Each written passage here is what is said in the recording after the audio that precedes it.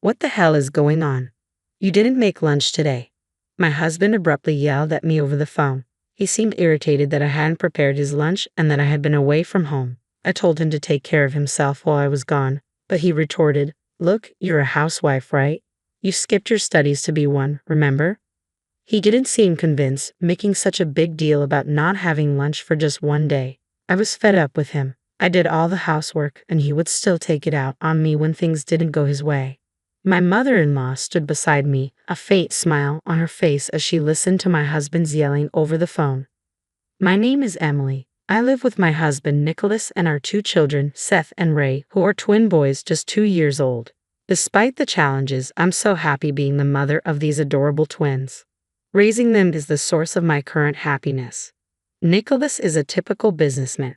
His family owns a Japanese-style confectionery store in a shopping arcade. I quit my job shortly after our marriage to help my in-laws with their store. I started working there with a light heart, but it turned out to be much busier than I had anticipated. I not only served customers with a colorful selection of wagashi, but I also made my own sweets in the back kitchen. I had to be in the kitchen from early morning to prepare the sweets on time, especially during the busiest times of the year. Even after the birth of my twins, I continued to assist at the store. Sometimes I would stand in the store with my children on my back.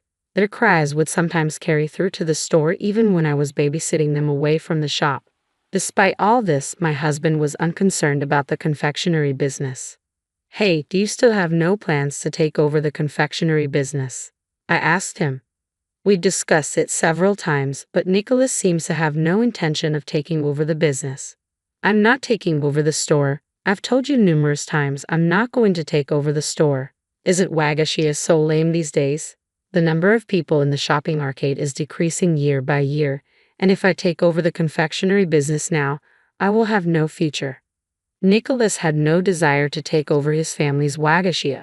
Of course, he couldn't take over the store right now because he worked for a larger corporation, but I liked my in-laws' store and didn't want to see it go away. "Are you going to the pachinko parlor again today, Nicholas?"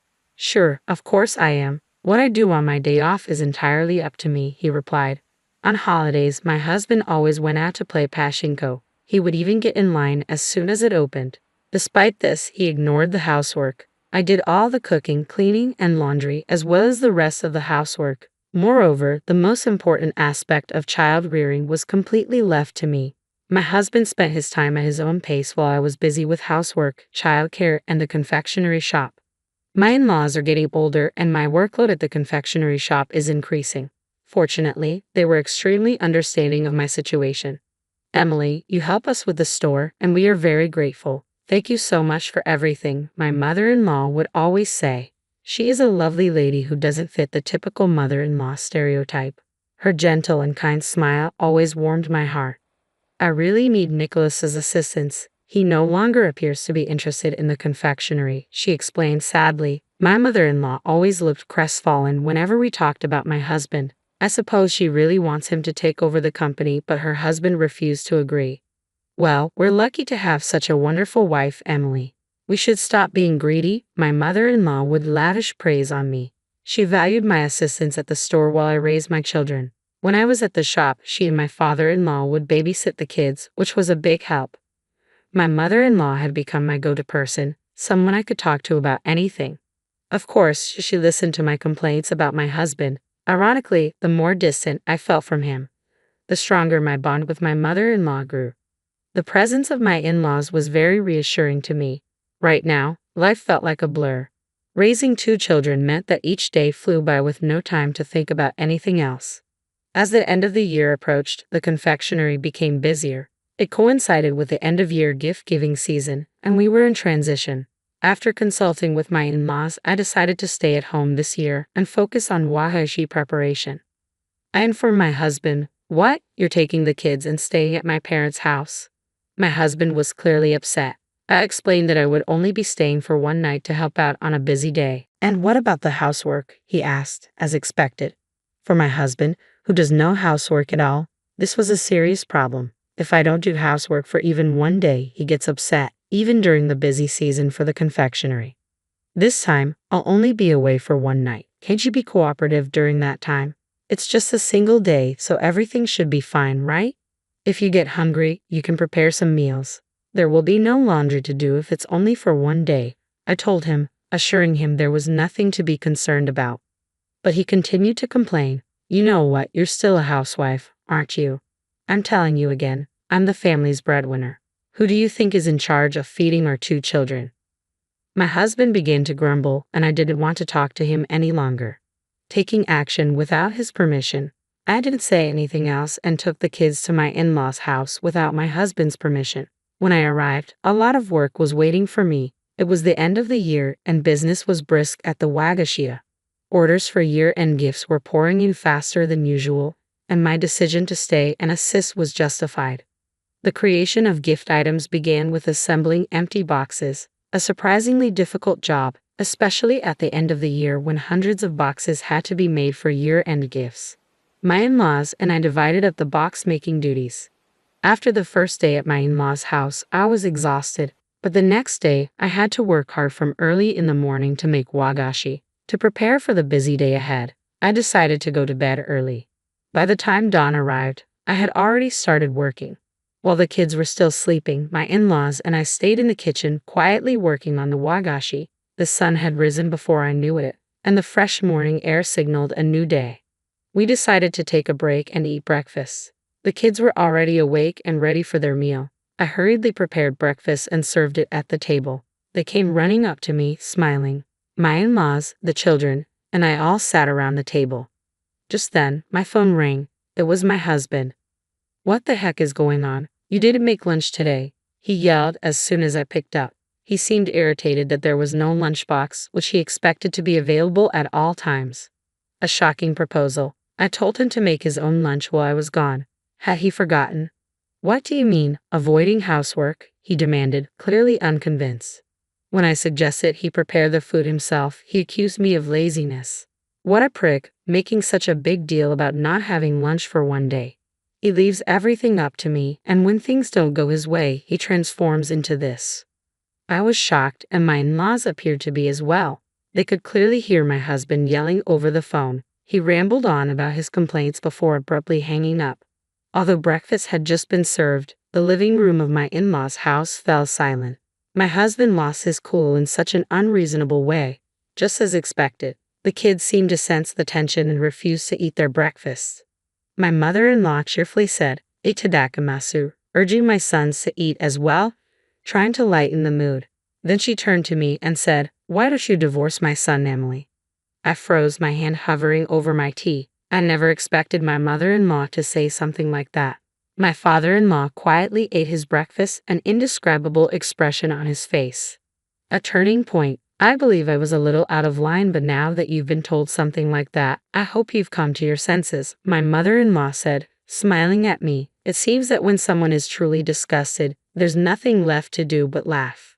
I feel terrible for you as a mother. You are no longer required to be merciful to my son. Allow your emotions to guide you, she continued. My mother-in-law had probably figured out how I felt about Nicholas by now. She was always supportive and encouraging, and now I knew she was on my side. My father-in-law never spoke much, but he nodded in agreement with his wife's words. Their presence was reassuring, and it was that day that I returned home with a decision made. Later in the evening, my husband came home with a tense expression, clearly still upset about the lunch. I asked him to take a seat because I needed to speak with him. "What do you want to talk about?" he asked, cocking an eyebrow and looking at me. "Sit down," I repeated, ignoring his mood. When he sat down, I held out the divorce papers. I'm going to divorce you, I said, the words slipping out of my mouth. My husband's grumpy expression abruptly changed to one of surprise. "Why did you say divorce so abruptly? Are you kidding me? The kids are still so young." He was in a panic, unable to understand why I was seeking a divorce. He adamantly refused to consider divorce, insisting there was no reason for it. He tried to avoid the discussion by claiming it was invalid. "There's a reason," I said, stopping him from fleeing. I pulled a few photos from an envelope on the table and placed them in front of him. One photo showed my husband walking with a woman, holding hands. "Didn't you say you go to Pachinko on your days off? What exactly is this? You appear to be having a good time," I said. When he saw the photo, my husband's face turned pale. Confronting the truth, I pressed him to tell me what was going on. No, this is, well, he stumbled over his words, trying to make up some nonsense excuse about how she was just an acquaintance. She's a junior employee at your company, isn't she? I said. My husband's movements ceased when I mentioned the identity of the woman in the photograph. He had been having an affair with a younger woman who worked at the same company. I had been suspicious of his behavior and had discussed it with my mother-in-law for some time. She suggested I hire a detective to investigate. The findings of the subsequent investigation astounded me. My husband had entered a pachinko parlor with a woman and then gone directly to her room. I have more photos, I said. You two are very close, so the investigator could take many photos. Would you like to see more? Confronted with undeniable evidence, my husband finally confessed. He admitted that while he was a pachinko fan, he also had a romantic relationship with this woman and had been visiting her room during the day. I'm sorry, Emily, he said. I was just experimenting with fire. I'm sorry for the kids. I'm leaving this girl right now, so please don't divorce me. He was no longer at my mercy, apologizing emphatically. However, I would never forgive him. I'm dead set on getting a divorce. I'm not joking. I've been assisting at your parents' home while babysitting and taking care of things you don't want to do. I've informed your father and mother about this. My in-laws knew everything. Standing my ground, I told my husband that my in-laws were on my side, not his. They both stated they would assist me in any way they could. Since we work together, we've had plenty of time to talk, they explained. We're both furious at you. Of course, I informed them that we were divorcing. My husband completely lost his cool and broke down in tears. Please, I would never do something like this, he muttered, overwhelmed by the situation. He kept insisting he didn't want a divorce, but I was resolute. I can't do this with you any longer, I said. I will make certain you pay alimony and child support. I served him with divorce papers. My husband begged for forgiveness on his knees, but I refused to listen. As a result, we divorced. I insisted on alimony payments from both my husband and the woman he had an affair with. My husband also had to pay child support for our children. After the company discovered their affair, my husband chose to resign, and the woman lost her position. My in-laws were furious and informed my husband he would be cut off from the family and bored from their home. With no one to rely on, he was compelled to work manual labor from morning to night to pay his bills. After the divorce, I continued to work at the Wagashia. My in-laws asked me to stay, and I gladly agreed. I enjoy working in the store and, of course, need to support my children. My in-laws want me to run the store after they retire and plan to eventually give me both the store and their home. Naturally, I intend to take over. I will be the proprietress of the confectionery. I will continue to work hard and raise my children while looking forward to the future. The text message glared at me from my phone screen, undeniable proof of what I'd suspected for weeks. Can't wait to see you tonight, baby. Your wife will never know. My hands trembled as I read it again, my brother-in-law Joshua's reply making me equally sick. Neither will my nosy sister-in-law. I'm Brianna, and in that moment, I knew exposing the truth would cost me everything.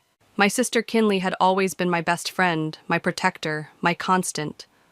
Now I had to shatter her world. The weight of that responsibility felt like concrete in my chest as I drove to her house, the screenshots burning a hole in my pocket. I found her in the kitchen, humming while loading the dishwasher. "Hey, sis," she called out cheerfully. "You're just in time for coffee." "Kinley, we need to talk." My voice cracked. "It's about Joshua." She turned, her smile fading as she saw my expression. "What's wrong?" I pulled out my phone, hands shaking. "I saw something today. Messages between Joshua and someone else." "What are you talking about?" Her voice turned sharp, defensive. I showed her the screenshots. She snatched my phone, her face draining of color as she scrolled. Then, suddenly, she hurled it across the room. "You're lying! You photoshopped these!" "Kinley, please." "Get out!" She advanced on me, tears streaming down her face. "You've always been jealous of my marriage, haven't you? Always trying to find fault with Joshua." "That's not true." I reached for her, but she recoiled. "I'm trying to protect you." "Protect me?" She laughed bitterly. "You're trying to destroy my family. Get out of my house." "Kinley, listen." "Out." I backed away, my own tears falling now. "I love you. When you're ready to talk." Don't bother coming to Mom and Dad's tonight, she spat. I'll tell them what you tried to do. She was true to her word. That evening, my phone exploded with messages. First came Mom. How could you make up such horrible lies about Joshua, your own sister's husband? Then Dad. You've gone too far this time, Brianna. Until you apologize to your sister and Joshua, don't bother coming around. Even my cousin Zaylee, who usually stayed out of family drama, texted, Everyone's furious. What happened? I sat in my apartment, watching my family fracture in real time through my phone screen. Only my friend Evangeline offered support when I called her, sobbing. You did the right thing, she insisted. They'll see the truth eventually. But eventually felt like cold comfort when Joshua showed up at my door the next morning, his face twisted with rage. You happy now? He snarled. Trying to destroy my marriage? I stood my ground. You destroyed it yourself. Nobody will believe you, he sneered. You're just the jealous little sister who can't stand to see anyone else happy. I've already convinced Kinley you doctored those messages. Get out, I said, my voice steady despite my racing heart. He leaned closer, his voice dropping to a whisper. You know what's funny? I actually did think about you first, but you were always too uptight, too proper. Your sister was much more fun. I slammed the door in his face, sliding down against it as his laughter echoed through the hallway. That night, I lay in bed scrolling through old photos of Kinley and me. Us as kids, matching gap-toothed grins, teenagers sharing prom preparation disasters, her wedding day, where I'd stood beside her as maid of honor, genuinely happy for her joy. My phone buzzed with a text from Kinley. I never want to see you again. You're dead to me. I turned off my phone, curled into a ball, and let myself cry. I'd done the right thing. I knew that. But right now, it felt like I'd lost everything. Tomorrow, I'd have to figure out how to rebuild my life from the ashes of my family's trust. But tonight, I allowed myself to mourn what I'd lost by telling the truth. My sister's love, my parents' support, my place in the family. The worst part? I knew this was just the beginning. Joshua would make sure I paid dearly for exposing his secret, and my family would help him do it. As I drifted into an uneasy sleep, one thought kept circling. Sometimes doing the right thing comes at a terrible price, but I'd rather pay that price than live with the weight of silence. You can't live on my couch forever, Evangeline said, tossing a pillow at my head. 2 weeks had passed since my family's implosion, and I'd barely left her apartment except for work. Watch me, I mumbled into the cushions, but I knew she was right. Get up. We're going apartment hunting. She yanked away my blanket. And then you're coming with me to that networking event I told you about? I can't afford. Yes, you can. You're not paying rent here, remember? You've been saving money. She paused, her voice softening. Plus, Kinley called the office again yesterday. I sat up straight. What did she want? To make sure you weren't working the same shift as Joshua's cousin. Apparently, she's convinced you'll try to spread more lies about her precious husband. My chest tightened. Just last week, I'd had to switch gyms because Kinley had told the owner I was harassing her family members. The memory of that humiliation still stung. Fine, I said, standing up. Let's go look at apartments. The third place we visited was perfect, a small studio in a quiet building, far from my family's usual haunts. As I signed the lease, my phone buzzed with a text from Mom. Your father's birthday dinner is next week. Don't come unless you're ready to apologize. I showed Evangeline the message. She scowled. Remember last year's dinner, when Joshua got drunk and hit on that waitress right in front of Kinley? And everyone laughed it off as him being friendly, I finished bitterly. God, I was so blind. We all were, she said, squeezing my shoulder. Now, about that networking event. Hours later, I stood in a crowded hotel conference room, clutching a glass of wine like a shield. Evangeline had disappeared into the crowd, leaving me alone with my thoughts. You look about as comfortable as I feel, a voice said beside me. I turned to find a tall man with kind eyes extending his hand. I'm Connor. First time here? Brianna, and that obvious, huh? He laughed. Well, you're hiding in the corner, so... I'm not hiding, I protested. I'm strategically positioning myself. Our conversation flowed easily after that, until my phone lit up with a call from Zaylee. I excused myself to answer it. Bree? Her voice was hushed. I had to call. Joshua, I saw him today. With someone. My heart raced. What do you mean? At that new restaurant downtown. He was with a woman. Definitely not Kinley. They were very friendly. I closed my eyes, feeling sick. Have you told Kinley? I can't. She won't believe me. Not after, you know. I know. The words tasted bitter. I'm sorry I didn't believe you at first, Zaylee whispered. I should have... Don't, I cut her off. Just keep an eye on Kinley for me?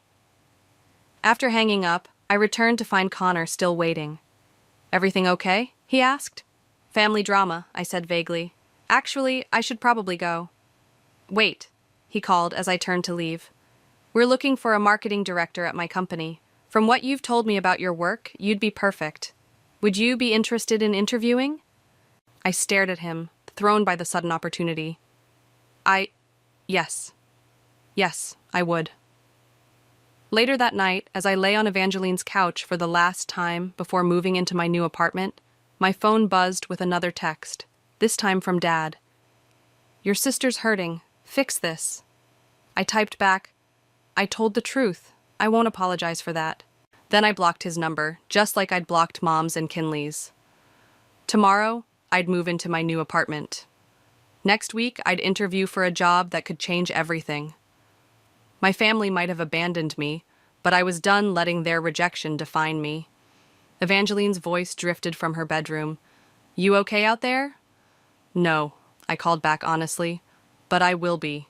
And for the first time since this whole mess started, I actually believed it. The truth had cost me my family, but it hadn't cost me my integrity. As I drifted off to sleep, I thought about Connor's job offer and felt something I hadn't experienced in weeks. Hope. Sometimes the universe has a way of opening new doors when others slam shut. I just had to be brave enough to walk through them.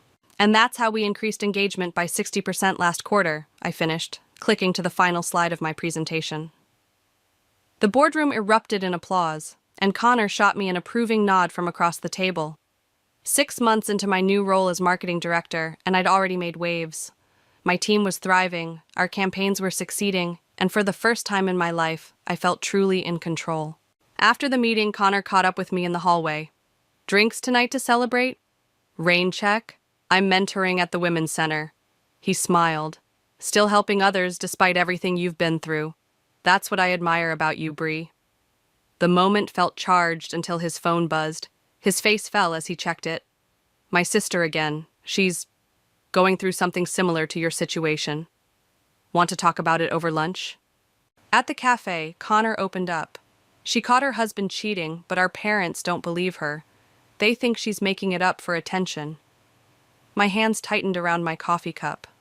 That must be hard for her. It is. I'm the only one who believes her. He paused. That's why I knew you were telling the truth when you mentioned your family situation during your interview. Is that why you hired me? No, he laughed. I hired you because you're brilliant, but your integrity? That's why I trust you. Back at the office, I found Zaylee waiting by my desk. My cousin had started interning at the company last month, and I'd been secretly thrilled to have family nearby again. Emergency, she whispered. Kinley's here. My heart stopped. What? In the lobby. She's asking for you. I squared my shoulders. Tell her I'm in a meeting. She's crying, Bree. That made me pause. Kinley never cried in public. Fine. Send her up. Minutes later, my sister stood in my office doorway, mascara streaking her cheeks. I saw him, she choked out. With her. You were right. I wanted to say, I told you so. Wanted to scream about the months of isolation and pain. Instead, I closed my office door and pulled her into a hug. He's been seeing her for months, Kinley sobbed into my shoulder. Everyone knew except me. Mom and Dad still don't believe it. They say I'm being paranoid because of your lies. I'm so sorry, Kin. She pulled back, wiping her eyes. No, I'm sorry. I should have believed you. Should have seen it sooner. You weren't ready to see it. I filed for divorce yesterday, she whispered. I didn't know where else to go. Before I could respond, my office phone rang. It was reception. Ms. Townsend, there's a Joshua Armstrong here to see you. Kinley's face went pale. I pressed the intercom. Send him up. Bree, no. Trust me, I said, squeezing her hand. It's time we both faced him. Joshua burst through my door moments later, freezing when he saw Kinley. Baby, I've been looking everywhere for you.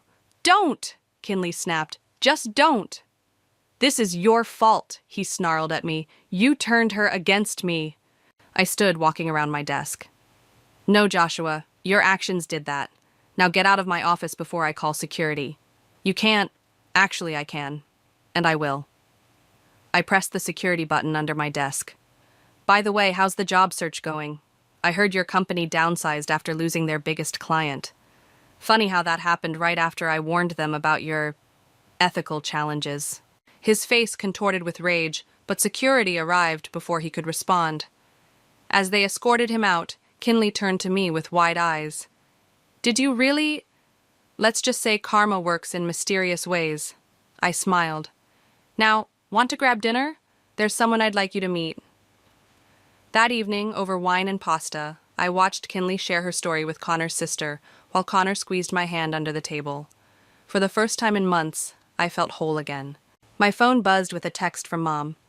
Your sister's making terrible accusations about Joshua. What did you say to her? I showed Kinley the message.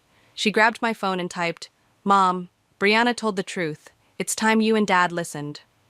As I watched my sister stand up for me, I realized something profound. Sometimes losing everything is the only way to find out what you're truly worth. And sometimes, the family you rebuild is stronger than the one you lost. Another round? Connor suggested, raising his glass. We all lifted our glasses, toasting to new beginnings and hard-won truths. He's living in his car, Zaylee announced, dropping into the chair across from my desk. 3 months had passed since Kinley's divorce filing, and Joshua's downward spiral was becoming town gossip. Not our problem, I replied, not looking up from my laptop. That's cold, Bree. But she was smiling. The mighty have fallen, huh? First the job loss, then the divorce, now this. My phone buzzed. A text from Kinley. He's asking for money again. Says he'll tell Mom and Dad the whole truth if I don't help. Still blackmailing her, I muttered, showing Zaylee the message. The whole truth about what? That's just it. There is no whole truth. He's desperate. I texted Kinley back. Don't give him a penny. Connor knocked on my office door, grinning. Ready for lunch? Oh, hey, Zaylee. Actually, Zaylee said, you both need to hear this. I just found out Joshua's applying for jobs at our competitor companies. Connor's expression darkened. With his reputation? Apparently, he's telling everyone Brianna orchestrated a smear campaign against him out of jealousy. She paused. And that you helped her do it. That's ridiculous, Connor scoffed, but I saw worry flash across his face. My desk phone rang, the front desk. Ms. Townsend, your parents are here. The air left my lungs. What? Should I send them up? I looked at Connor, who nodded encouragingly. Yes, send them up. Mom entered first, Dad trailing behind.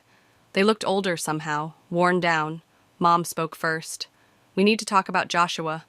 Now you want to talk? The words came out sharper than intended. Brianna, Dad warned, but Mom held up her hand. We deserve that, she said quietly. We've been wrong about a lot of things.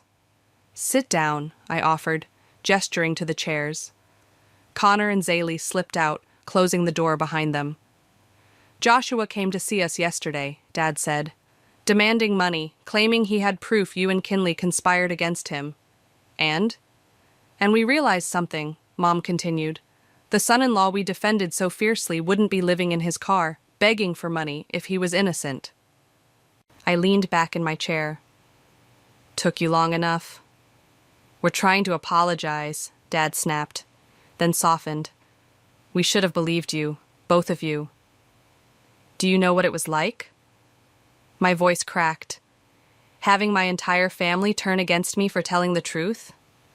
We know now, Mom whispered.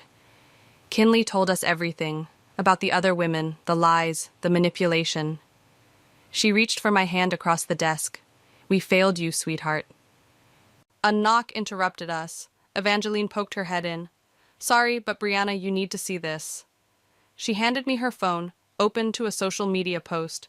Joshua had written a long rant, accusing me of destroying his life, claiming Connor and I were having an affair during his marriage to Kinley. He's lost it, Dad muttered, reading over my shoulder.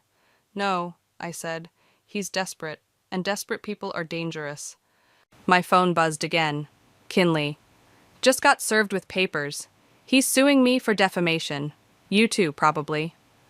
Let him, I said aloud, showing my parents the message. I've kept every message, every piece of evidence. Let him try to explain those in court. Mom squeezed my hand. We'll stand with you this time, both of you. We can't change the past, Dad added, but we can do better now. After they left, Connor returned with coffee. You okay?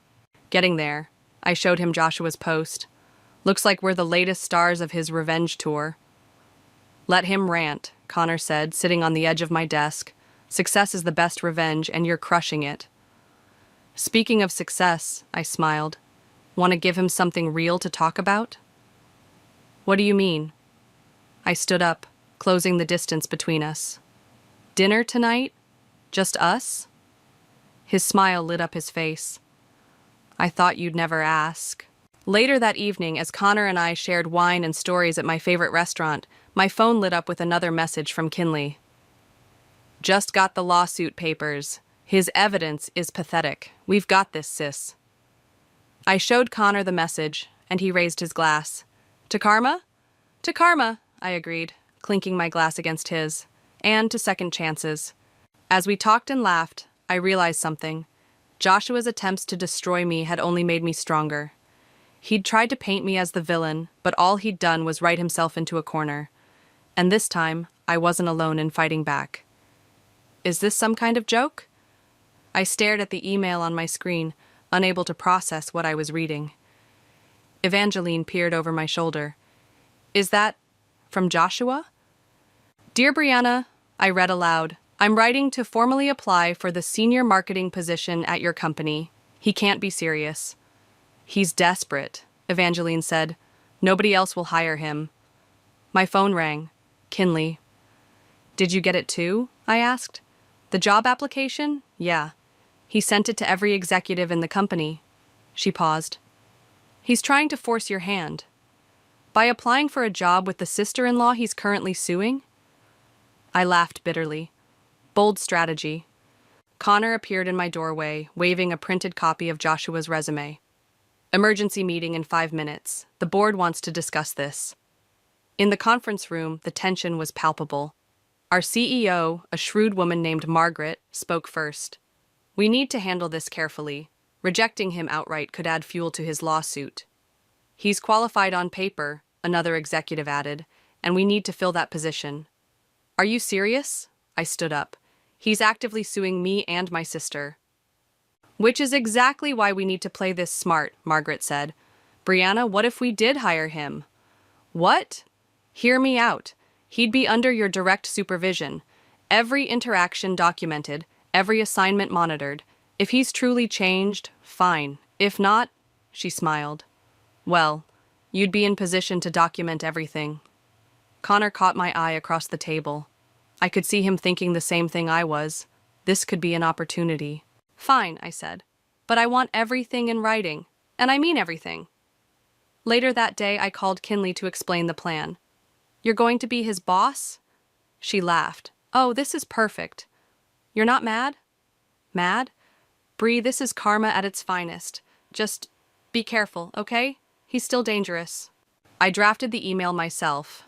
Dear Mr. Armstrong, we're pleased to offer you a position, conditional upon the following terms. The list of conditions was long and explicit, everything from mandatory harassment training to detailed performance metrics. His reply came within minutes. I accept all conditions. Thank you for this opportunity. He's up to something, Evangeline said when I showed her his response. Obviously, but so am I.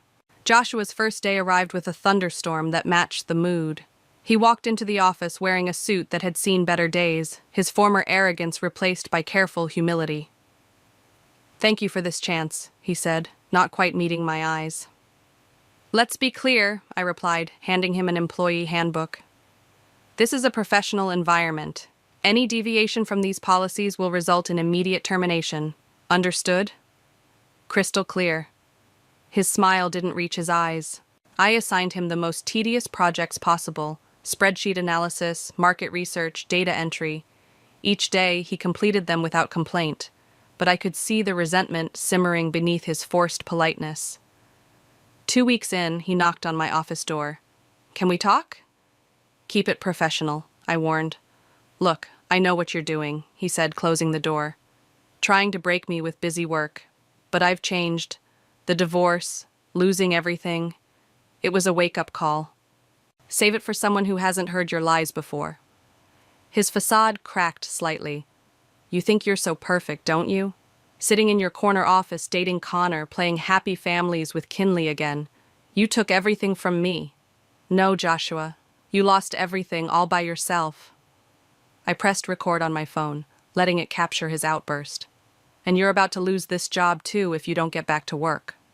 He stormed out, slamming the door. Minutes later, Connor appeared. You okay? I saw Joshua leave looking angry. I'm fine. I played him the recording. Just collecting evidence. You're brilliant. You know that? He kissed my forehead. Dinner tonight? Can't. Family dinner at Mom and Dad's. First one since everything. Want moral support? I smiled. Actually, yes. But first, help me draft an email documenting Joshua's little outburst. Something tells me we'll need it soon. As I typed up the incident report, I couldn't help but smile. Joshua thought he was playing me by taking this job, but he'd walked right into my trap. Every day he spent under my supervision was another day he proved who he really was. And this time, I had witnesses. He's doing what? Kinley nearly spat out her coffee across my desk. Teaching an ethics seminar, I repeated, showing her the company-wide email. He volunteered to lead the workplace conduct training next week. That's like having a fox teach hen house security, she sputtered. Exactly, and that's why I approved it. Kinley's eyes widened with understanding. You're giving him enough rope to hang himself. The lawsuit hearing is in 3 weeks, I reminded her. Every move he makes here is documented, including this little performance. A knock at my door interrupted us. Joshua, with that practiced, humble smile.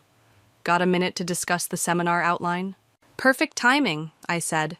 Kinley was just leaving. He flinched slightly as Kinley brushed past him, her head held high. Once she was gone, his smile dropped.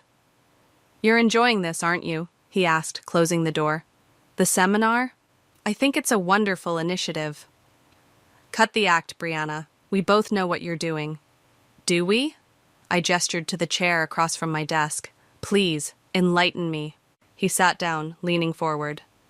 You think you're so clever, documenting every little thing, setting me up to fail. But what happens when I actually succeed? When I run this seminar perfectly and prove I've changed? Then everybody wins, I replied smoothly. That's what second chances are for, right? His eye twitched, the same tell he'd had when lying to Kinley all those years. Right. The day of the seminar arrived, and I made sure to sit in the front row. Connor sat beside me, while Zaylee positioned herself in the back with her laptop, ready to record everything. Joshua stood at the podium, the picture of reformation. Today we're discussing workplace ethics and the importance of honesty. Halfway through his presentation, my phone buzzed, a message from an unknown number. I opened it and froze. Photos, dozens of them. Joshua with different women, timestamps spanning his entire marriage to Kinley. Another message followed. Found these on his old cloud account. Thought you should have them. His ex before Kinley. I forwarded them to our legal team immediately, then looked up to find Joshua staring at me intently. Is there something you'd like to share with the group, Brianna? He asked, his voice sickly sweet. Actually, yes. I stood up. I think this would be a perfect time to discuss real-world examples of ethical breaches. His face paled as I connected my phone to the projector. That's not part of the presentation? I smiled. But you're always talking about transparency, aren't you? This is harassment, he shouted, mask finally slipping. No, Connor stood up beside me. "This is evidence for both the lawsuit and the ethics committee." The room erupted in whispers as the first photo appeared on screen. Joshua lunged for the projector cable, but security was already moving in. I'd arranged for them to be present just in case. "You're fired," I said calmly, "for attempting to assault your supervisor. Please escort yourself out or security will do it for you." "You set me up!" he screamed as security approached. "This whole job was a setup." "No, Joshua, you did this to yourself. Again." Later that evening, I sat with Connor, Kinley, and Evangeline at our favorite bar, recounting the day's events. "His ex really came through," Kinley marveled, scrolling through the photos. "These are dated. Location tagged. He never stood a chance with the lawsuit now." "Speaking of chances," Connor said, taking my hand, "I have something to ask you." "If it's about moving in together, the answer is yes," I smiled. "I've seen you eyeing my spare room key." He laughed. "Am I that obvious?" "You both are," Evangeline groaned. "It's disgusting." My phone buzzed. "Mom. Just heard what happened at your office. Your father and I are proud of you, sweetheart. Joshua showed up here asking for money again. We sent him away. Look at that." I showed them the message. "Full family reformation. To new beginnings," Kinley raised her glass. "And to my sister, who never gave up on the truth." As we clinked glasses, I caught sight of Joshua through the bar's window, watching us from his car. But this time, I wasn't afraid. He had no power here anymore. The truth had won, and karma had finally come full circle. "He's here," Zaylee whispered, nudging me as I adjusted the centerpiece on Mom and Dad's dining room table. "Joshua's outside." I peered through the window. Sure enough, he was parked across the street, watching the house as guests arrived for Dad's 60th birthday party. "Should I call the police?" Connor asked, appearing beside me. "Not yet." I pulled out my phone and started recording. "Let's see what he does first." Kinley burst through the front door, face flushed. "Did you see?" "We saw," I confirmed. "How long has he been following you?" 3 days, she wrung her hands. "Ever since the lawsuit was dismissed." Mom emerged from the kitchen, wiping her hands on her apron. "What's everyone looking at? Oh." Her face hardened when she saw Joshua's car. "That's it. I'm calling the police." "Wait," Dad said, joining us at the window. "Let me talk to him first." "Dad, no." But he was already striding out the front door. We watched as he approached Joshua's car, his shoulders set in that familiar, determined way. "I can't watch this," Kinley muttered, but none of us moved from the window. Joshua stepped out of his car, looking disheveled. Even from here, I could see he'd been drinking. "You need to leave," Dad's voice carried clearly in the evening air. "It's a public street," Joshua slurred. "I can park wherever I want." "You're stalking my daughters." "They ruined my life," Joshua shouted, loud enough that several neighbors poked their heads out. "Everything I had, gone, because precious Brianna couldn't keep her mouth shut." "No," Dad's voice turned to steel. "Everything you had, gone because you couldn't keep your pants on or tell the truth." Joshua lunged forward, but Dad didn't flinch. "You want to hit me, son? Go ahead. Give us another reason to call the police." I was already dialing 911 when Joshua threw the first punch. Dad dodged it easily, years of boxing in his youth paying off, but Joshua kept coming. Connor and I burst out the front door just as Dad deflected another wild swing, causing Joshua to stumble. "Police are on their way," I called out, still recording everything. "Along with your parole officer." Joshua froze. "You're bluffing." "Am I? We know about the DUI last week, the restraining order your other ex filed. One call to your parole officer about you violating the terms of your release." "You bitch," he snarled, starting toward me. But Connor stepped between us. "That's enough," Connor said quietly. "It's over, Joshua." Police sirens wailed in the distance. Joshua's face crumpled as he realized what was happening. "Please," he whispered. "I have nothing left." "That was your choice," Kinley said, joining us on the lawn. "Every lie, every betrayal, those were your choices." The police arrived, and within minutes Joshua was in handcuffs. As they led him away, he looked back at us one last time. I'm sorry, he said, and for the first time since I'd known him, it sounded genuine. I know, Kinley replied softly, but it's too late. Back inside, the party guests, mostly family and close friends, were buzzing with excitement over the drama. Are you okay? I asked Dad, examining his hands for injuries. Never better, he grinned. Been wanting to do that for months. Mom swatted his arm. Wilson, don't encourage violence. Speaking of encouragement, Kinley interrupted, grabbing my arm. Connor, show everyone what's in your pocket. Connor's eyes widened. Now, after all that? No time like the present, Dad winked. My heart stopped as Connor dropped to one knee, pulling out a small velvet box. Brianna, he started. These past months have shown me what real strength and integrity look like. You stood up for the truth when it cost you everything. You helped others even when you were hurting. You showed me what love should be. He opened the box, revealing a simple but elegant ring. Will you marry me? Yes, I breathed, barely aware of the cheers erupting around us. Yes, absolutely yes. As Connor slipped the ring on my finger, Kinley hugged me from behind. From family drama to family celebration, she laughed through tears. To think, Mom mused, if you hadn't told the truth that day, everything would be different, I finished, looking at my new ring, then at my restored family around me. But not better. Dad raised his glass. To truth. To truth, everyone echoed.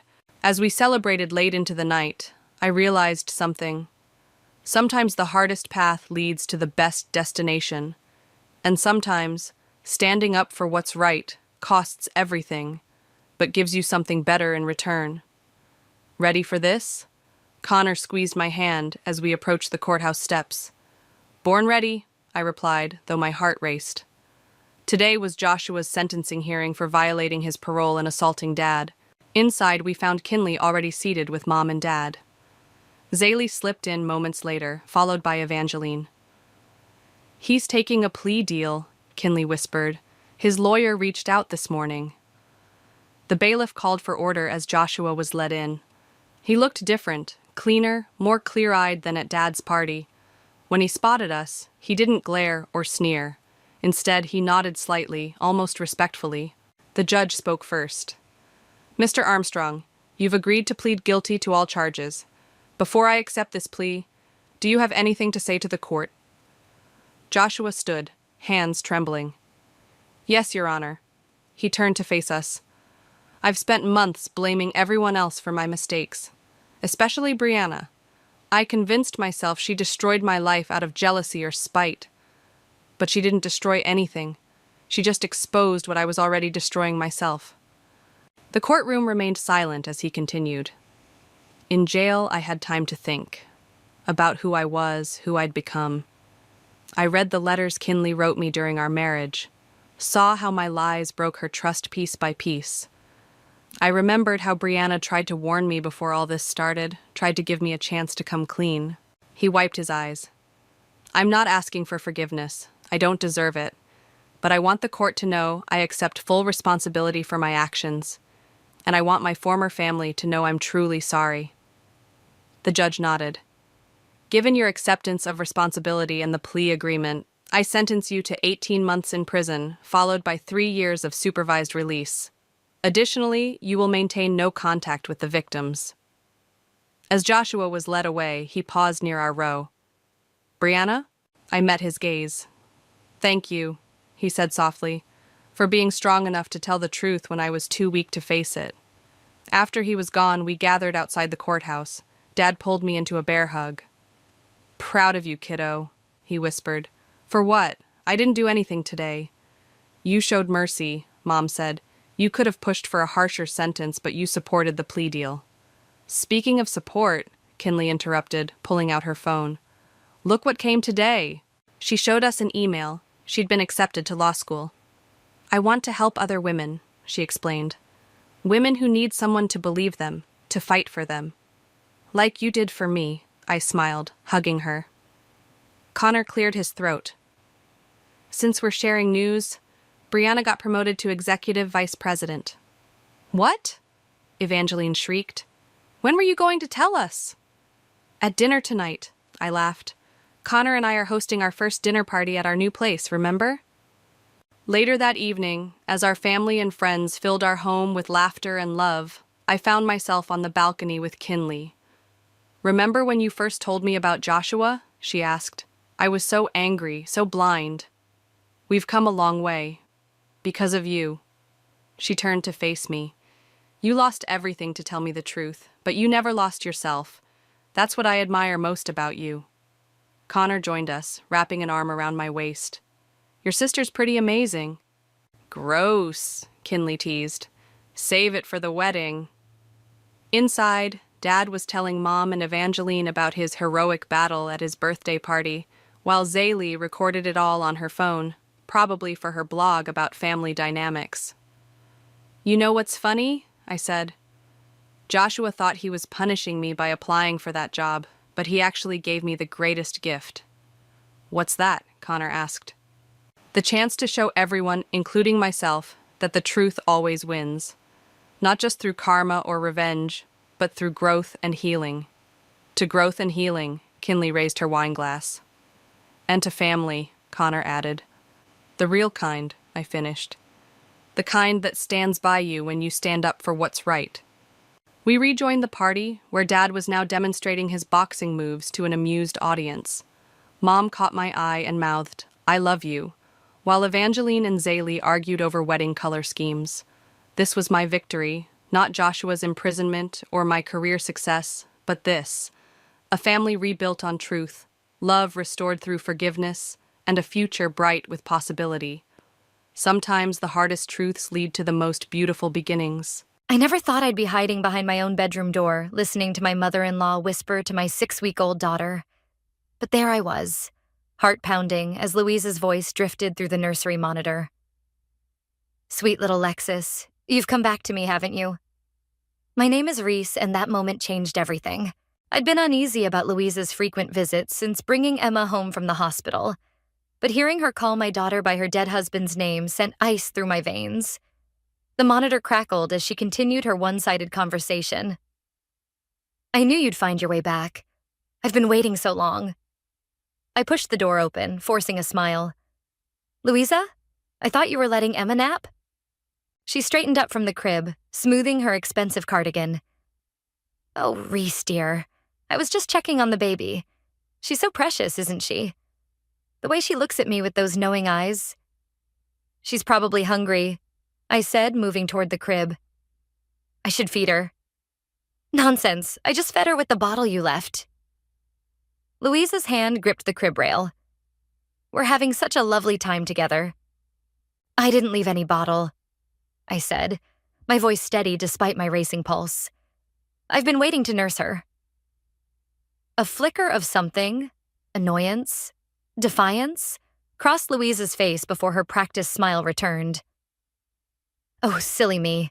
I must be confused. Of course you need to feed her." That evening, I called my sister Sylvia. "I'm not imagining things anymore, Sil. She's getting worse." "What happened this time?" I told her about the monitor incident, my voice shaking. "She's convinced Emma is Lexus reincarnated. Her dead husband, Sil. She thinks my baby is her dead husband." "Holy shit," Sylvia breathed. "Have you told Isaac?" "How can I? He already thinks I'm being oversensitive about his mother's help. You know how he gets when anyone criticizes her." "You have to tell him, Reese. This is seriously messed up." A door closed downstairs, Isaac home from work. "I have to go. I'll call you tomorrow." I found Isaac in the kitchen, warming up leftovers. He kissed my cheek. "How was your day? Mom said Emma was an angel." "About that." I started, but his phone buzzed.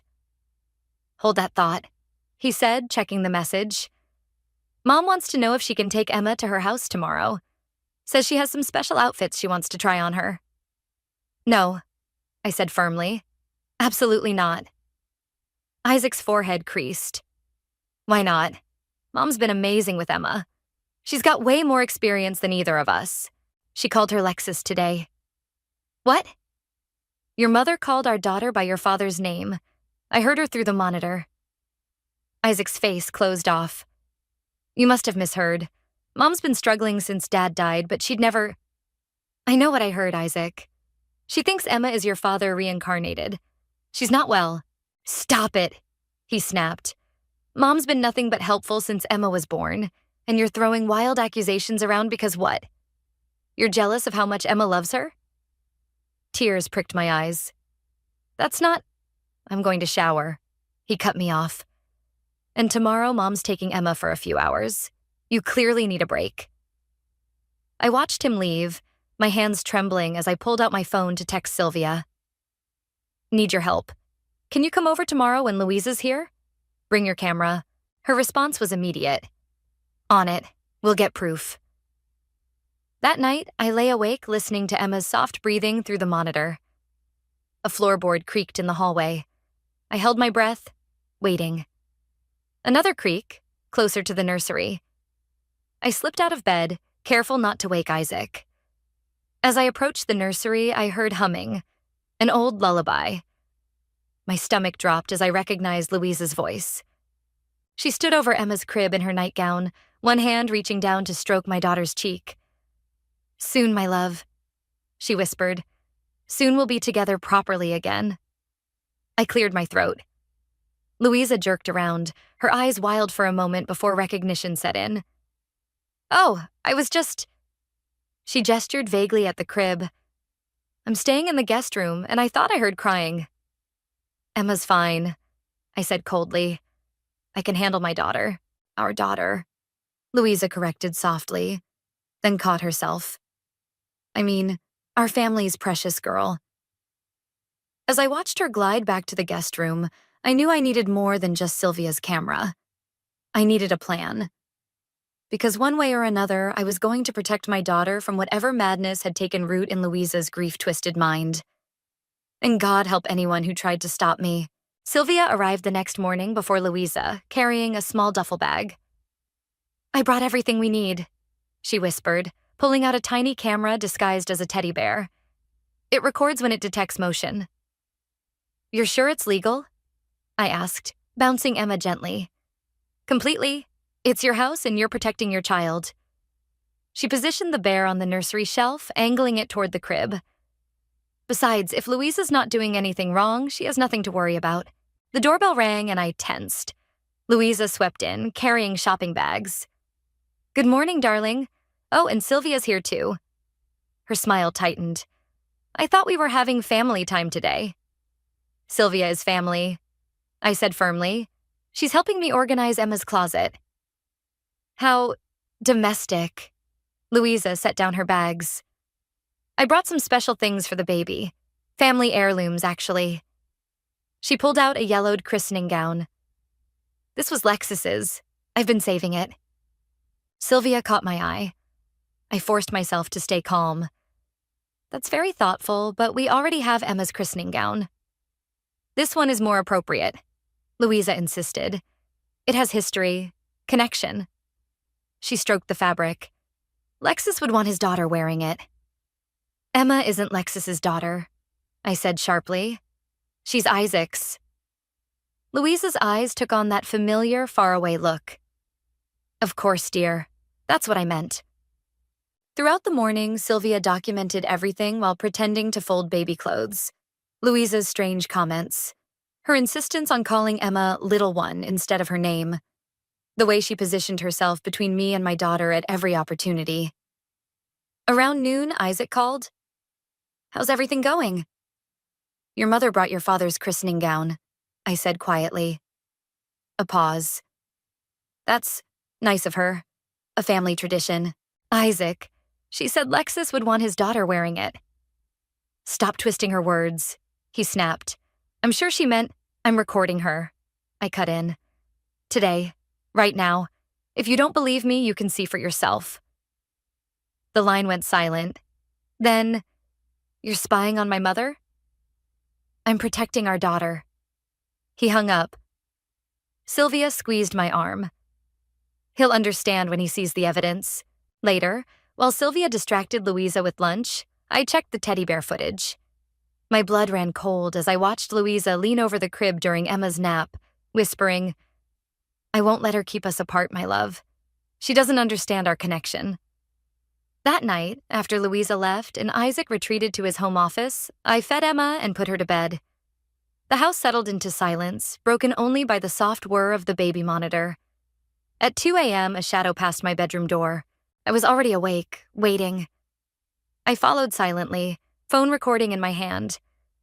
Louisa stood in the nursery, fully dressed, holding my sleeping daughter. "What are you doing?" My voice cut through the darkness. Louisa clutched Emma tighter. "She needs to come home with me. You're keeping her from where she belongs." "Put my daughter down, now." "She's not just your daughter." Louisa's voice rose. "She's more than you could ever understand. I see him in her eyes. The way she looks at me. She knows who she really is." Emma stirred, whimpering. I stepped forward. "You're going to hurt her." "I would never." Louisa gasped. "I love her. She's my second chance. My Lexus." "Mom?" Isaac appeared in the doorway, face pale. "What's going on?" Louisa turned to him, desperate. "Isaac, help me make her understand. Your father has come back to us. Can't you see it?" Isaac moved slowly, hands raised. "Mom, give Emma to Reese." "But now, Mom." Tears streaming, Louisa let me take Emma. I backed away, shielding my daughter as Isaac guided his mother out. I called Sylvia immediately. She arrived just as Isaac returned to the nursery. "I've called Leo," he said, naming his brother. "He's coming to take Mom home." He wouldn't meet my eyes. "I'm sorry, I should have listened." "We need to do more than just send her home," I said, showing him the videos. "This isn't going to stop." "What do you suggest?" I looked at Sylvia, then back at my husband. "First, we change the locks. Then we get her help, real help, whether she wants it or not."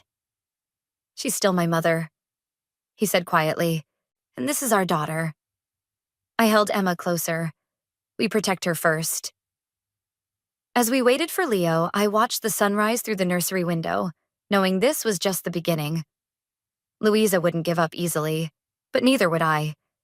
The next week passed in a blur of security upgrades. We installed cameras throughout the house, changed the locks, and added motion sensors. But Louisa was craftier than we expected.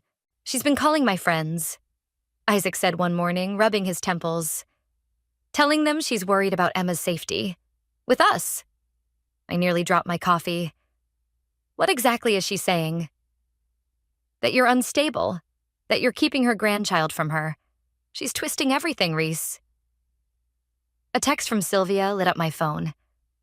"Check your email. Now." I opened it to find screenshots of a private Facebook group. Prayers for baby Lexus.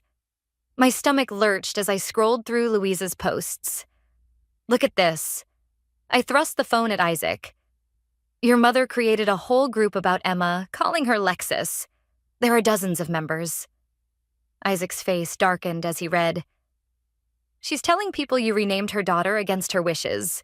That Emma is actually named Lexus after Dad. This is getting out of hand." I paced the kitchen. "We need to..." The doorbell rang. Through the security camera, I saw Louisa standing there with an elderly couple I didn't recognize. "Don't answer it," Isaac warned, but I was already moving. I opened the door partway, keeping the chain on. "Can I help you?" "Reese, dear." Louisa's voice dripped honey. "These are old friends of Lexus's. They've come to see the baby." "Her name is Emma," I said firmly. "And we're not accepting visitors." The elderly woman stepped forward. "We just want to see little Lexus. Louisa's told us everything."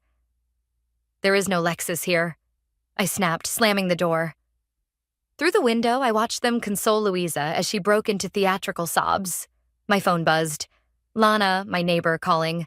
"Reese, there's something you should see." She sent a video of Louisa in her backyard, conducting what looked like a ceremony with candles and photos. She's been doing this every night this week, always talking about bringing him home. That evening, while Emma napped, I searched Louisa's name online. News articles popped up from 20 years ago. Local woman claims deceased sister possessed family dog. My hands shook as I dug deeper. "Isaac," I called. "Your mother's done this before." He read the articles, face growing paler. I remember this. Mom was different after Aunt Sarah died.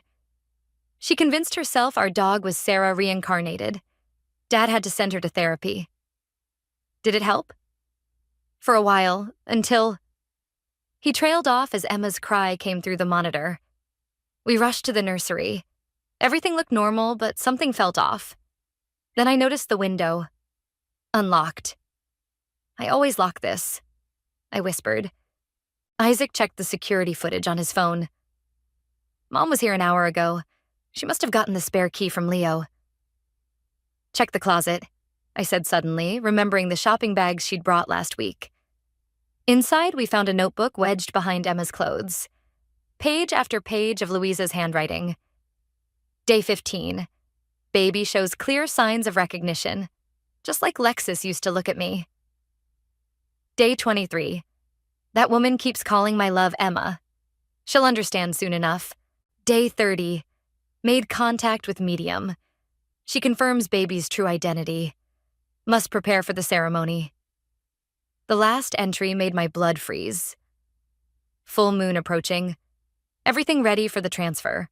Baby will remember everything then. Just need to get her away from the mother first. Transfer? Isaac's voice cracked. What is she planning? A noise downstairs made us both jump. We crept to the landing and saw Leo in the foyer, looking guilty. "I'm sorry," he blurted. "Mom said she just needed to drop off some clothes. I didn't know." "You gave her a key?" Isaac thundered. "After everything?" "She's our mother. She's grieving." "She's dangerous," I cut in, "and you're not welcome here anymore." After Leo left, I called Sylvia and Lana for an emergency meeting.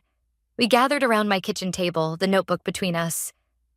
"We need to go to the police," Lana said. "With what?" Isaac asked. "They'll say it's a family matter." "Then we go bigger," Sylvia suggested. "Social media. Expose everything." "No," I said slowly, an idea forming. "We need to catch her in the act. This ceremony she's planning? That's our chance." "It's too risky," Isaac protested. "It's our best shot at getting her the help she needs," I argued. "We'll be ready this time." As my sister and neighbor helped plan, I felt stronger than I had in weeks. Louisa thought she was the only one who could orchestrate events. She was about to learn how wrong she was. The full moon was in 3 days. It was time to set our own trap. The day before the full moon, Lana burst through my back door, waving her phone. "You need to see this. Now." She pulled up a video of Louisa speaking to someone off camera. The timestamp showed it was from yesterday. "The medium says the transfer must happen at midnight," Louisa was saying. "Once we complete the ceremony, Lexus's soul will fully awaken in the baby. That woman won't be able to deny it anymore." "What woman?" asked a male voice. "The surrogate," Louisa spat. "That's all she is. A vessel. She's trying to keep my husband from coming back to me." My hands trembled. "Where did you get this?" "Your neighbor across the street has a security camera. Caught this conversation in her driveway." I called Sylvia immediately. "Change of plans. We're doing this tonight." "Tonight? But we're not ready." "We have to be. She's planning something for tomorrow, and I'm not waiting to find out what." Isaac paced the kitchen. "Let me try talking to her first. Maybe if I..." "No," I cut him off. "Look at this video. She's not going to listen." The doorbell rang. Through the security feed, I saw Leo shifting nervously on our porch. "Don't," Isaac warned as I moved toward the door. I opened it anyway. "What do you want?" "Mom's not well," Leo blurted. "She hired a medium. They're planning some kind of ritual for tomorrow night. She wants me to help get Emma there." "And you're telling us this now?" He looked down. "I thought she was just grieving, but this morning I found these in her house." He handed me a stack of papers. They were printouts of reincarnation rituals, custody laws, and, my heart stopped, contact information for private investigators. "She's having us watched?" Isaac grabbed the papers. "That's not all," Leo said. She's been recording your conversations. Every time she visits, she has a device in her purse. Sylvia arrived as we were processing this information. The cameras are set up, she announced. Every room plus the yard. Good, I said, because we're doing this now. Leo, call your mother. Tell her you've convinced us to let her visit Emma. What? No, I came to warn you, not... Tell her, I insisted, that I'm taking a nap and Isaac's working late. Tell her this is her chance. Understanding dawned on his face. You're setting her up. We're getting proof, I corrected, and hopefully stopping whatever she's planned for tomorrow. An hour later, Louisa's car pulled into our driveway. I watched through the security feed as Leo let her in. Reese is sleeping, he said loudly for the cameras. We should be quiet.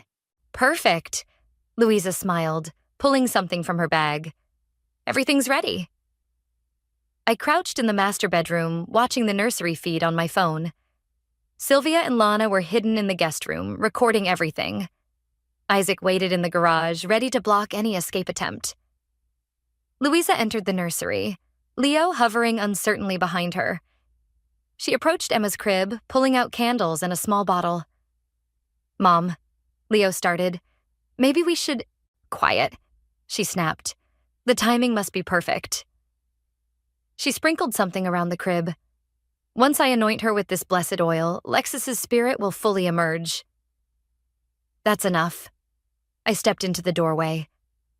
Louisa spun around, clutching the bottle. You're supposed to be sleeping. Like I'd ever sleep while you're near my daughter. She's not yours, Louisa shrieked. She's Lexus, my Lexus. No, Mom. Isaac appeared behind me. Emma is our daughter. Dad is gone. You're wrong, the medium proved it. She has his soul, I just need to wake it up. She lunged for the crib. I moved faster, snatching Emma into my arms as Sylvia and Lana emerged from hiding. It's all on video, Sylvia said, holding up her phone. Everything. Louisa's face contorted. You planned this? Leo, you betrayed me? You need help, Mom, Leo said softly. Real help. I'm trying to bring your father back. Don't you want that? Dad's dead. Isaac's voice broke. And you're scaring us. Louisa looked around wildly, seeing the phones recording her, the evidence of her madness captured forever. Her shoulders slumped. You don't understand, she whispered. None of you understand. We understand you're sick, I said firmly. And now we have proof. So you have two choices. Get professional help, or we take this evidence to the police. She stared at Emma in my arms, something shifting in her eyes. For the first time, I saw fear there. I need to go. No. Isaac blocked the door. You need to choose. Now. The night stretched before us, heavy with the weight of what would come next. One way or another, everything would change after tonight. Louisa sat at our kitchen table, hands wrapped around an untouched cup of tea. The blessed oil and candles lay confiscated on the counter, along with her phone and purse. I want to see the videos, she said suddenly. Show me what you recorded. Sylvia glanced at me. I nodded. The footage played on her laptop. Louisa sprinkling mysterious powder, muttering incantations, reaching for Emma with that wild look in her eyes. As she watched herself, her face crumpled. I don't look well, do I? No, Mom, Isaac said gently. You don't. The doorbell rang. Leo returned with a woman in professional attire, the crisis counselor we'd called. Mrs. Underwood? The counselor sat across from Louisa. I'm Diana. Your family's concerned about you.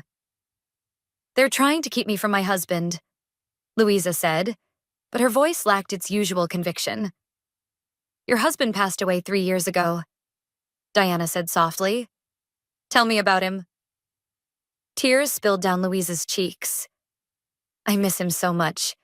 When the baby came, she has his eyes. The same look. I thought, you thought you could bring him back? A sharp knock interrupted them. Through the security camera, I saw 2 police officers at the door. I didn't call them. I whispered to Isaac.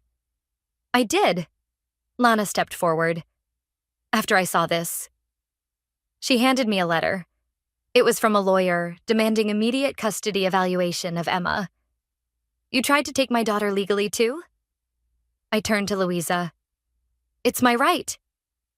Some of her fire returned. I have evidence you're an unfit mother. My private investigator. You hired someone to spy on us?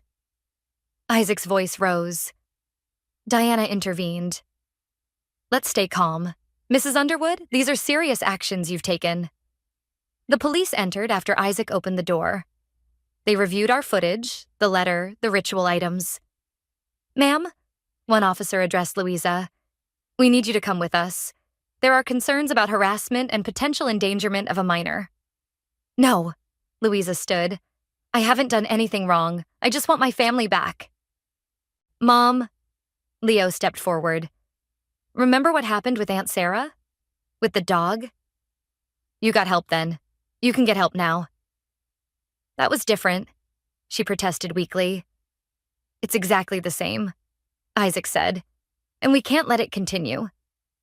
Diana spoke up. I can recommend an excellent facility.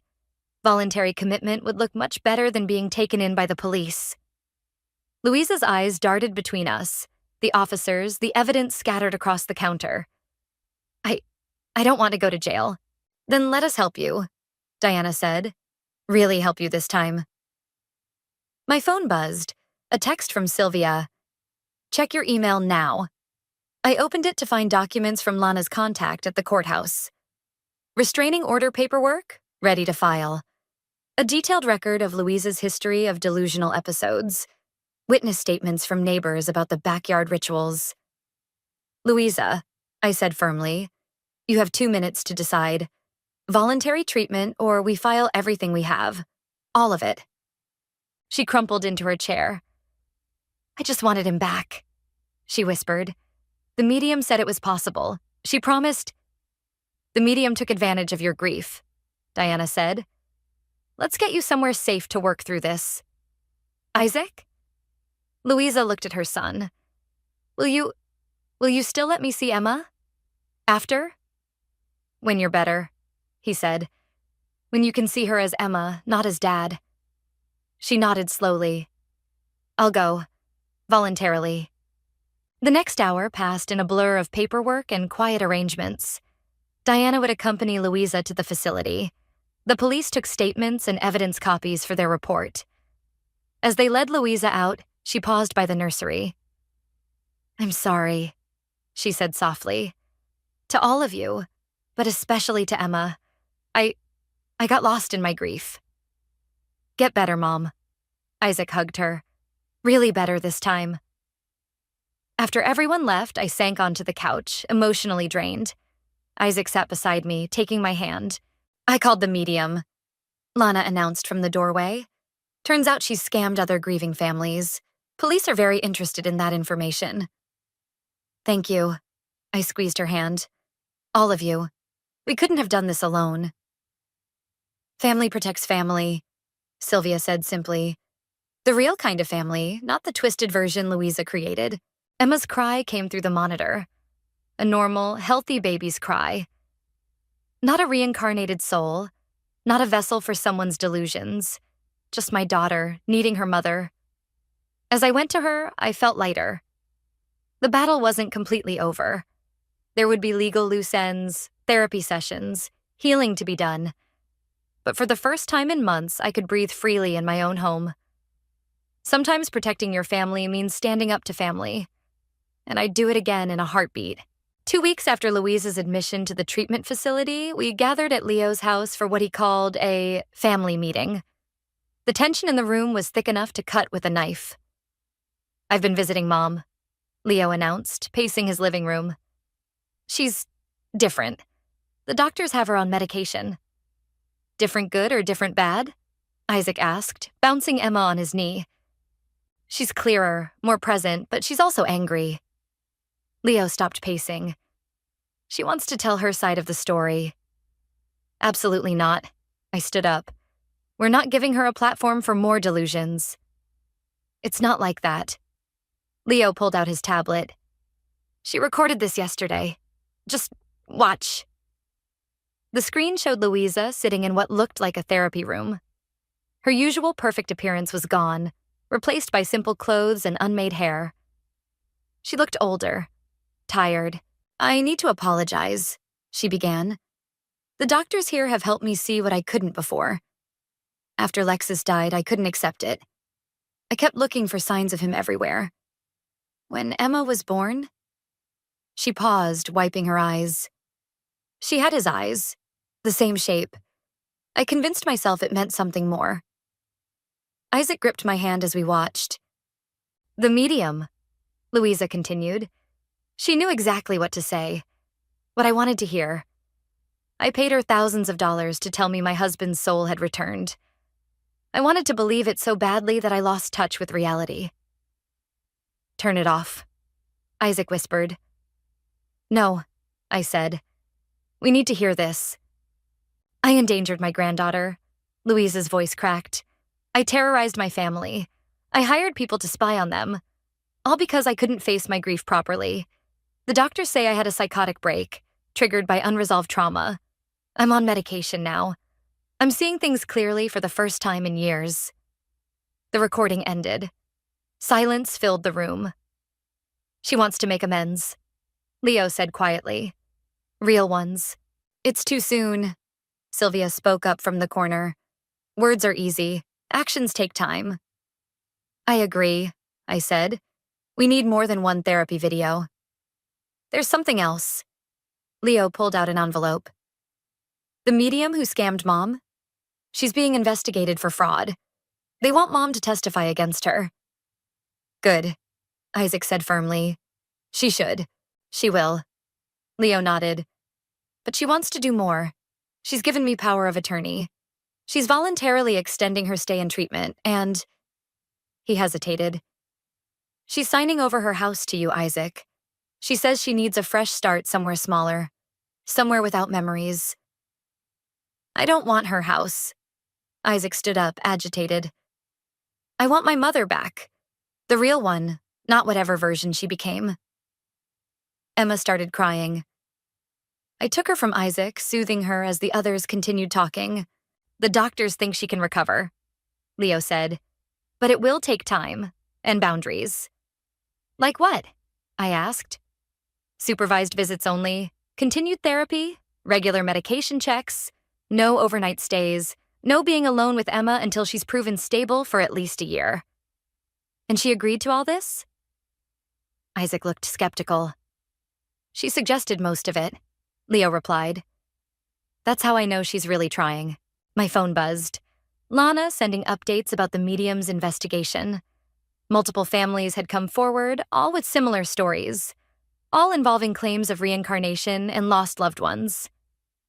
"We should press charges," Sylvia said, reading over my shoulder. "Against the medium, at least." "Already done," Leo said. "Mom's lawyer filed everything yesterday." Isaac paced the room, processing. "I want to see her. In person." "The doctors say she's ready for family visits," Leo nodded. "But they recommend going one at a time at first." "I'll go with you," I offered, surprising everyone, including myself. "She needs to see us united." "Are you sure?" Isaac searched my face. "Yes, but Emma stays with Sylvia during the visit. And we set clear boundaries from the start." Leo pulled out more papers, visiting guidelines from the facility, recommended boundaries from the therapists, legal documents about the house transfer and power of attorney. "One step at a time," he said. "That's what Mom's doctors keep saying." As we planned the visit, I watched Emma playing on her blanket, completely unaware of the complex adult drama swirling around her. She was just a baby, not a vessel, not a reincarnated soul, not a pawn in someone's delusions.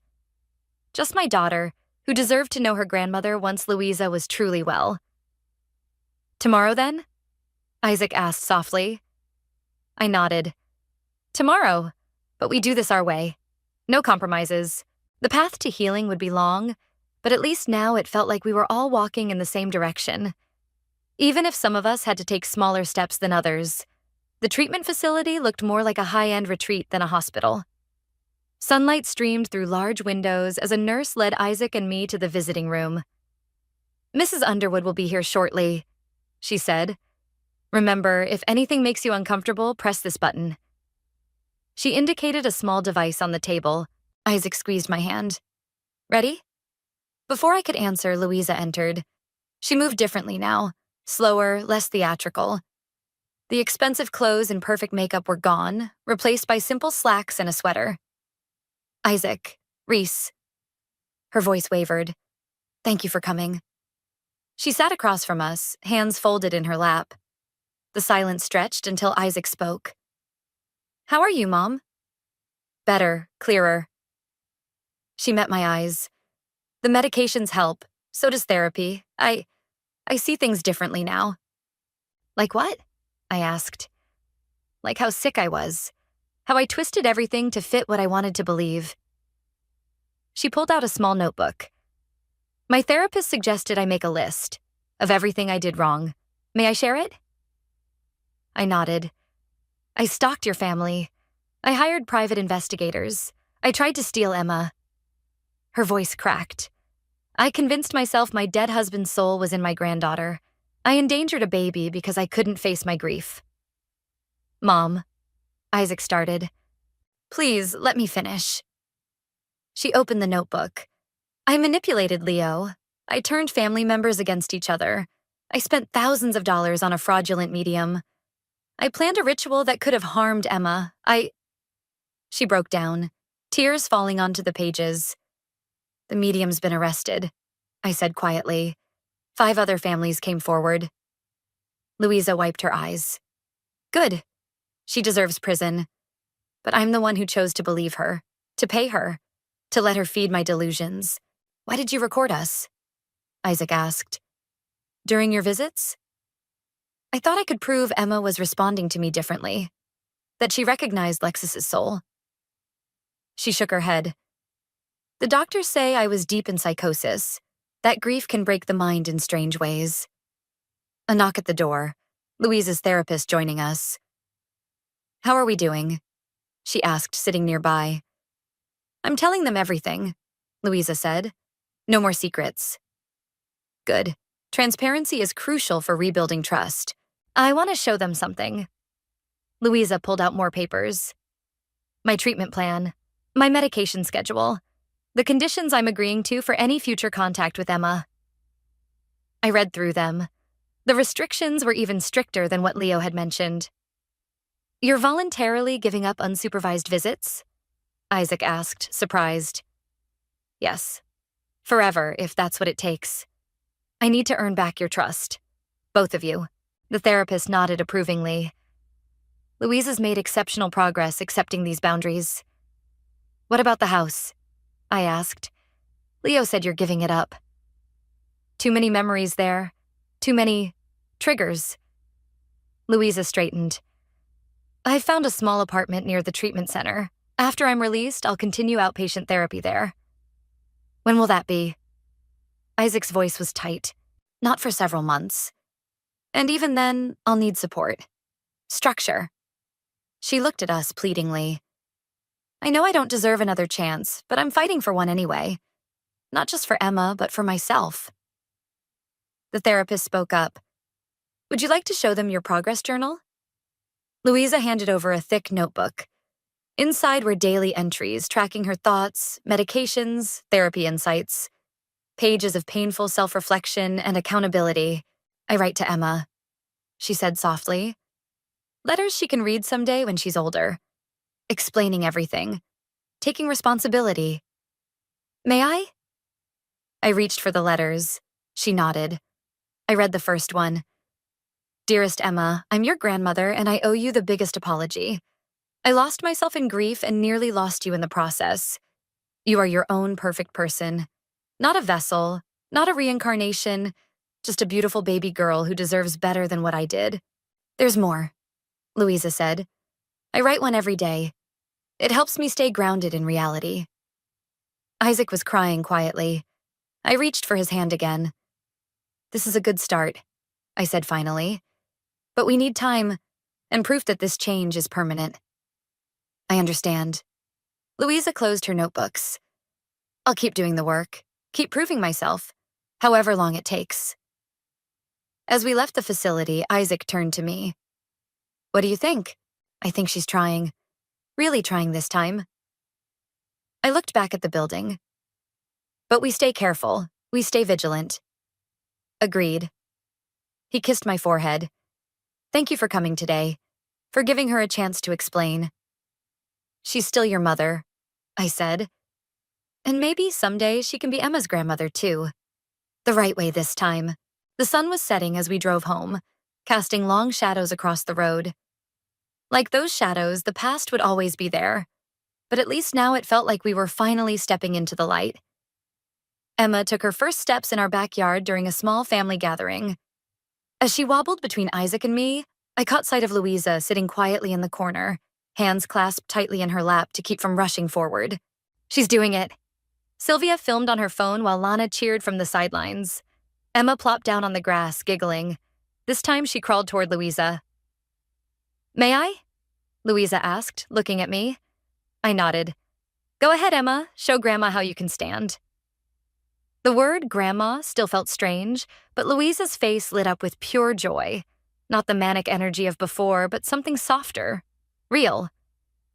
Come here, sweet girl, she coaxed, helping Emma to her feet. That's it. Just like that. Leo appeared with a cake. Happy first steps, written in wobbly icing. Mom made it, he said, in her new apartment's kitchen. First time baking since... Louisa trailed off. Well, since before. The medication makes my hands shake sometimes, but I managed. Isaac cut the cake while I watched Louisa with Emma. Her movements were careful, deliberate. No more whispered names or strange rituals. Just a grandmother playing with her granddaughter. The medium sentencing is tomorrow, Lana mentioned, passing out plates. Will you be there? Yes, Louisa said firmly. I need to face her, to show her she didn't break me. We'll be there too, I said. All of us. Louisa's eyes welled up. I don't deserve this support. After everything... Stop, Isaac interrupted. You did the work. You're still doing it. That matters. Speaking of work, Leo pulled out an envelope. Mom's therapist sent this. 6 months of clean drug tests, perfect attendance at sessions, and a recommendation for reduced restrictions. My chest tightened. What kind of reduced restrictions? Small ones, Louisa said quickly. Maybe an hour alone with Emma. In your house with cameras, only when you're comfortable. I looked at Isaac. We'd discussed this possibility. Let's start with supervised visits in your apartment, I suggested. See how that goes first. Really? Louisa brightened. You'd let me host? Under conditions, Isaac added. Cameras stay on. No unexpected guests.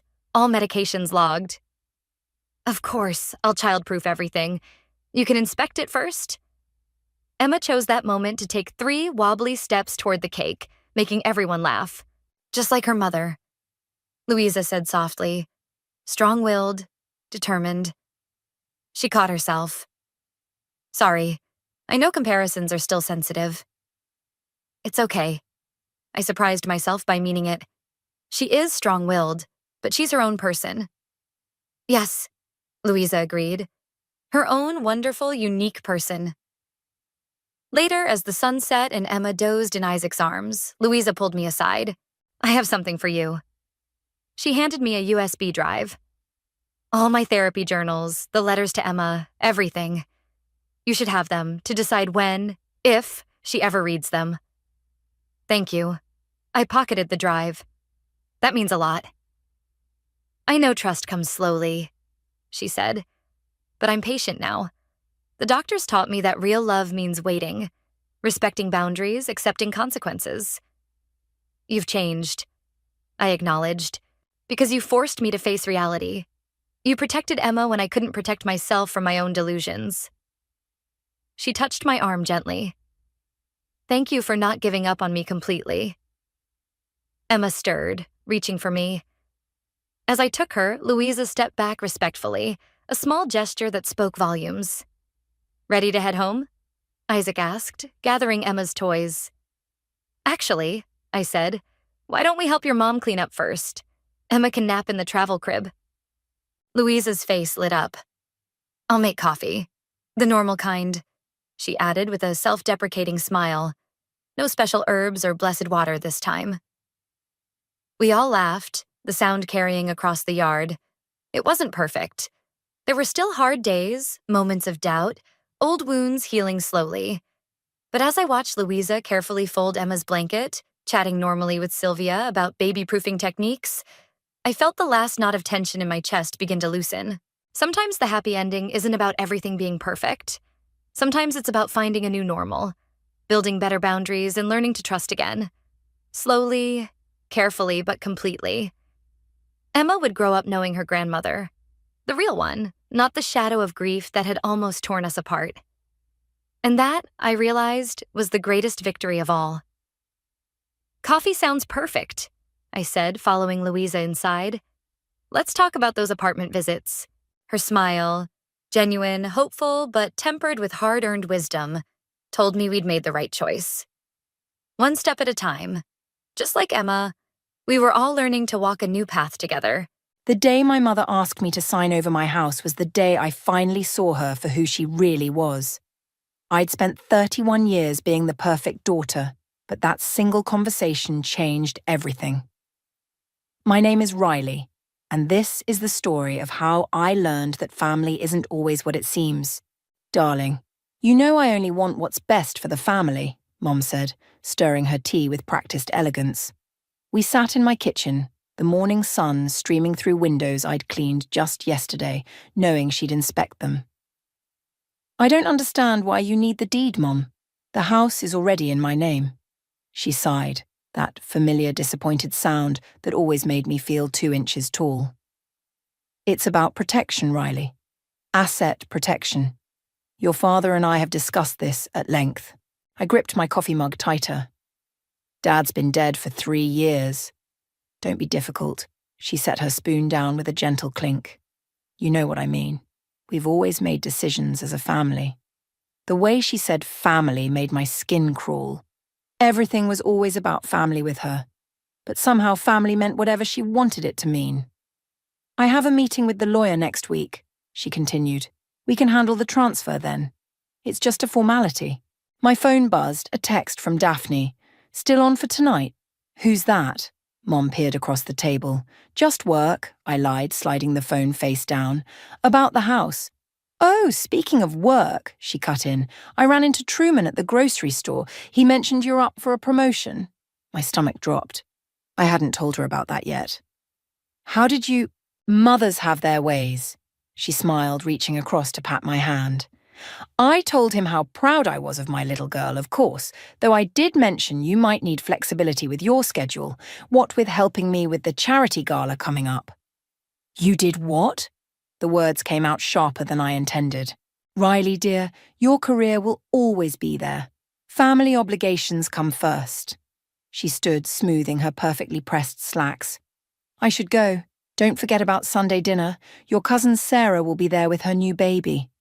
I walked her to the door, my mind racing. As she reached for the handle, she turned.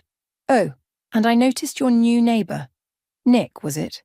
Very handsome, though perhaps not quite suitable. You know how I feel about musicians." How did she even know about Nick? We'd only spoken twice. After she left, I stood in my entryway, staring at the door. My phone buzzed again. Daphne. "Hello? Earth to Riley?" Me. "Sorry. Mom ambush. Need wine. Lots." Daphne. "The usual spot at 7. You can tell me everything." I walked through my house, running my fingers along the walls I'd painted myself, the kitchen I'd renovated with my own savings, the garden I'd planted in memory of Dad. Everything here was mine, earned through years of hard work and careful planning. The doorbell rang, making me jump. Through the peephole, I saw Nick holding a mail envelope.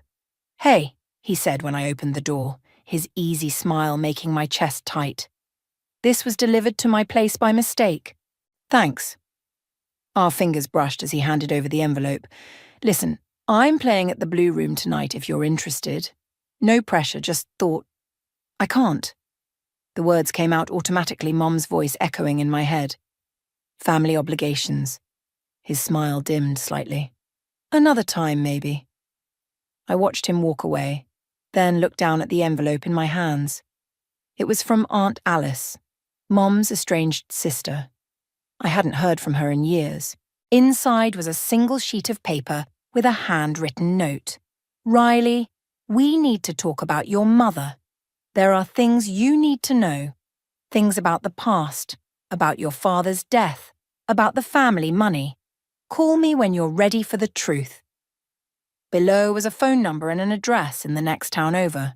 My hands shook as I read it again. The truth? About Dad? My phone buzzed one more time. Mom, I've scheduled the lawyer for Tuesday at 2. Don't be late, darling. You know how I hate waiting. I stared at the message, then at Alice's letter, then at the walls of my house. For the first time in my life, I felt something unfamiliar stirring in my chest. Rage. I spent the next morning at work staring at Aunt Alice's letter instead of my computer screen. The words blurred together, but the phone number at the bottom remained crystal clear, taunting me. Earth to Riley! Truman's voice snapped me back to reality. He was leaning against my cubicle wall, coffee in hand. You've been reading that same paper for 20 minutes. I quickly folded the letter. Just some family stuff. Speaking of family, he pulled up a chair. I ran into your mom yesterday. She cornered me by the organic produce. Yeah, she mentioned that. I forced a smile. Thanks for telling her about my promotion possibility. He winced. Sorry about that. She has this way of extracting information. Before I knew it, I was telling her about the position and... He paused, studying my face. Wait, did something happen? She told them I needed a flexible schedule for family obligations. She what? Truman's coffee cup hit my desk with a thud. Riley, that promotion was practically yours. Johnson's been impressed with your work for months. I know. My voice cracked slightly. This isn't the first time, is it? His tone softened. Remember that scholarship opportunity in grad school? The one you turned down because your mum suddenly needed help with her charity work? The memory hit like a punch to the gut. That was different. Dad had just gotten sick. Was it different, really? He leaned forward. Look, I'm just going to say it. Your mother's got her hooks in deep. Every time you're about to do something for yourself, she swoops in with some family emergency. My phone lit up with a text from Mom. Darling, don't forget to pick up my dress from the cleaners before the lawyer appointment tomorrow. Truman glanced at the message. Lawyer appointment? She wants me to transfer my house deed for asset protection. Your house? He sat up straight. The one you bought with your own money. The one you spent 2 years renovating. I nodded. Hell no. He stood up.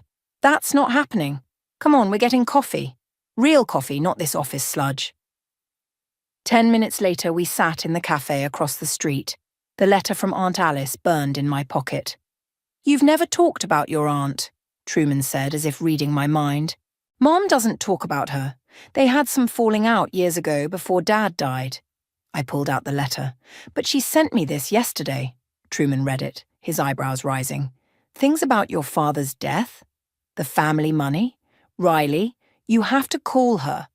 Mom would be furious. Maybe that's exactly why you should. He handed the letter back. When was the last time you did something your mother would hate? I opened my mouth to argue, then stopped. I couldn't remember. My phone buzzed again. A text from Nick. No pressure, but playing again tonight if you change your mind. Different venue, better music. Truman peered at the message. Who's Nick? New neighbor. He's a musician. Attractive. Mom says he's not suitable. Truman laughed. So that's a yes. And let me guess, you turned him down because... Family obligations, I muttered.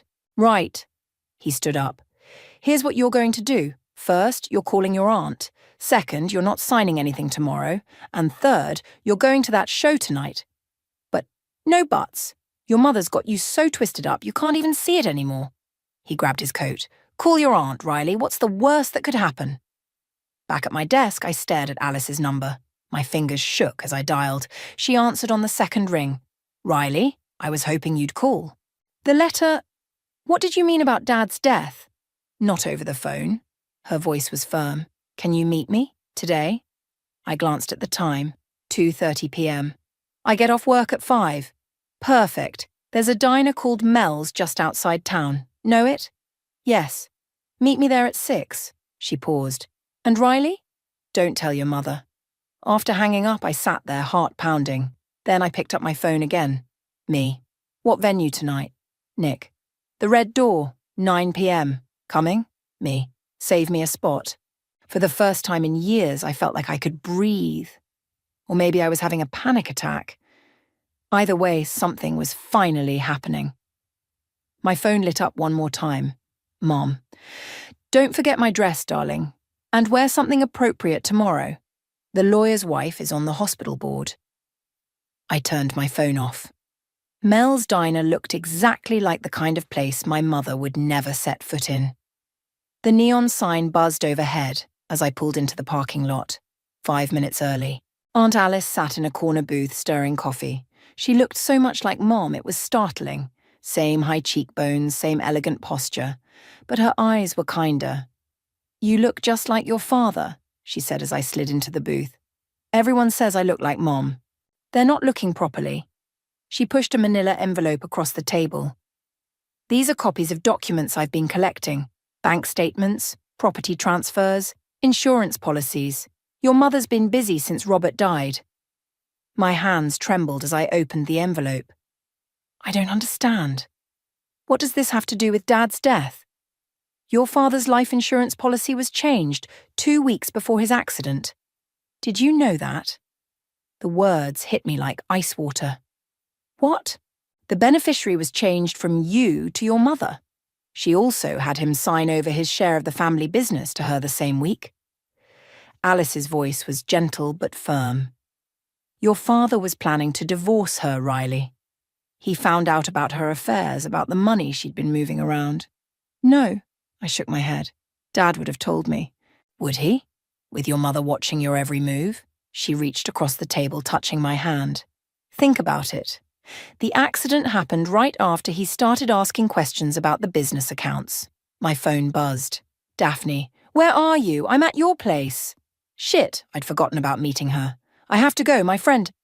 Take the documents. Alice squeezed my hand. Read them carefully. And Riley, be careful who you trust. 20 minutes later, I burst through my front door to find Daphne sprawled on my couch, wine glass in hand. There you are, she sat up. I was about to send a search party. Where were you? I dropped the manila envelope on the coffee table. Meeting my aunt. The mysterious aunt your mom never talks about? Daphne leaned forward. Spill. Everything. I told her about the letter, the meeting, the documents. Her eyes widened with each detail. Holy shit, she whispered when I finished. Your mom changed his life insurance right before he died? Allegedly. I paced the room. It could be nothing, just old family drama. Or it could be everything. She reached for the envelope. Have you looked at these yet?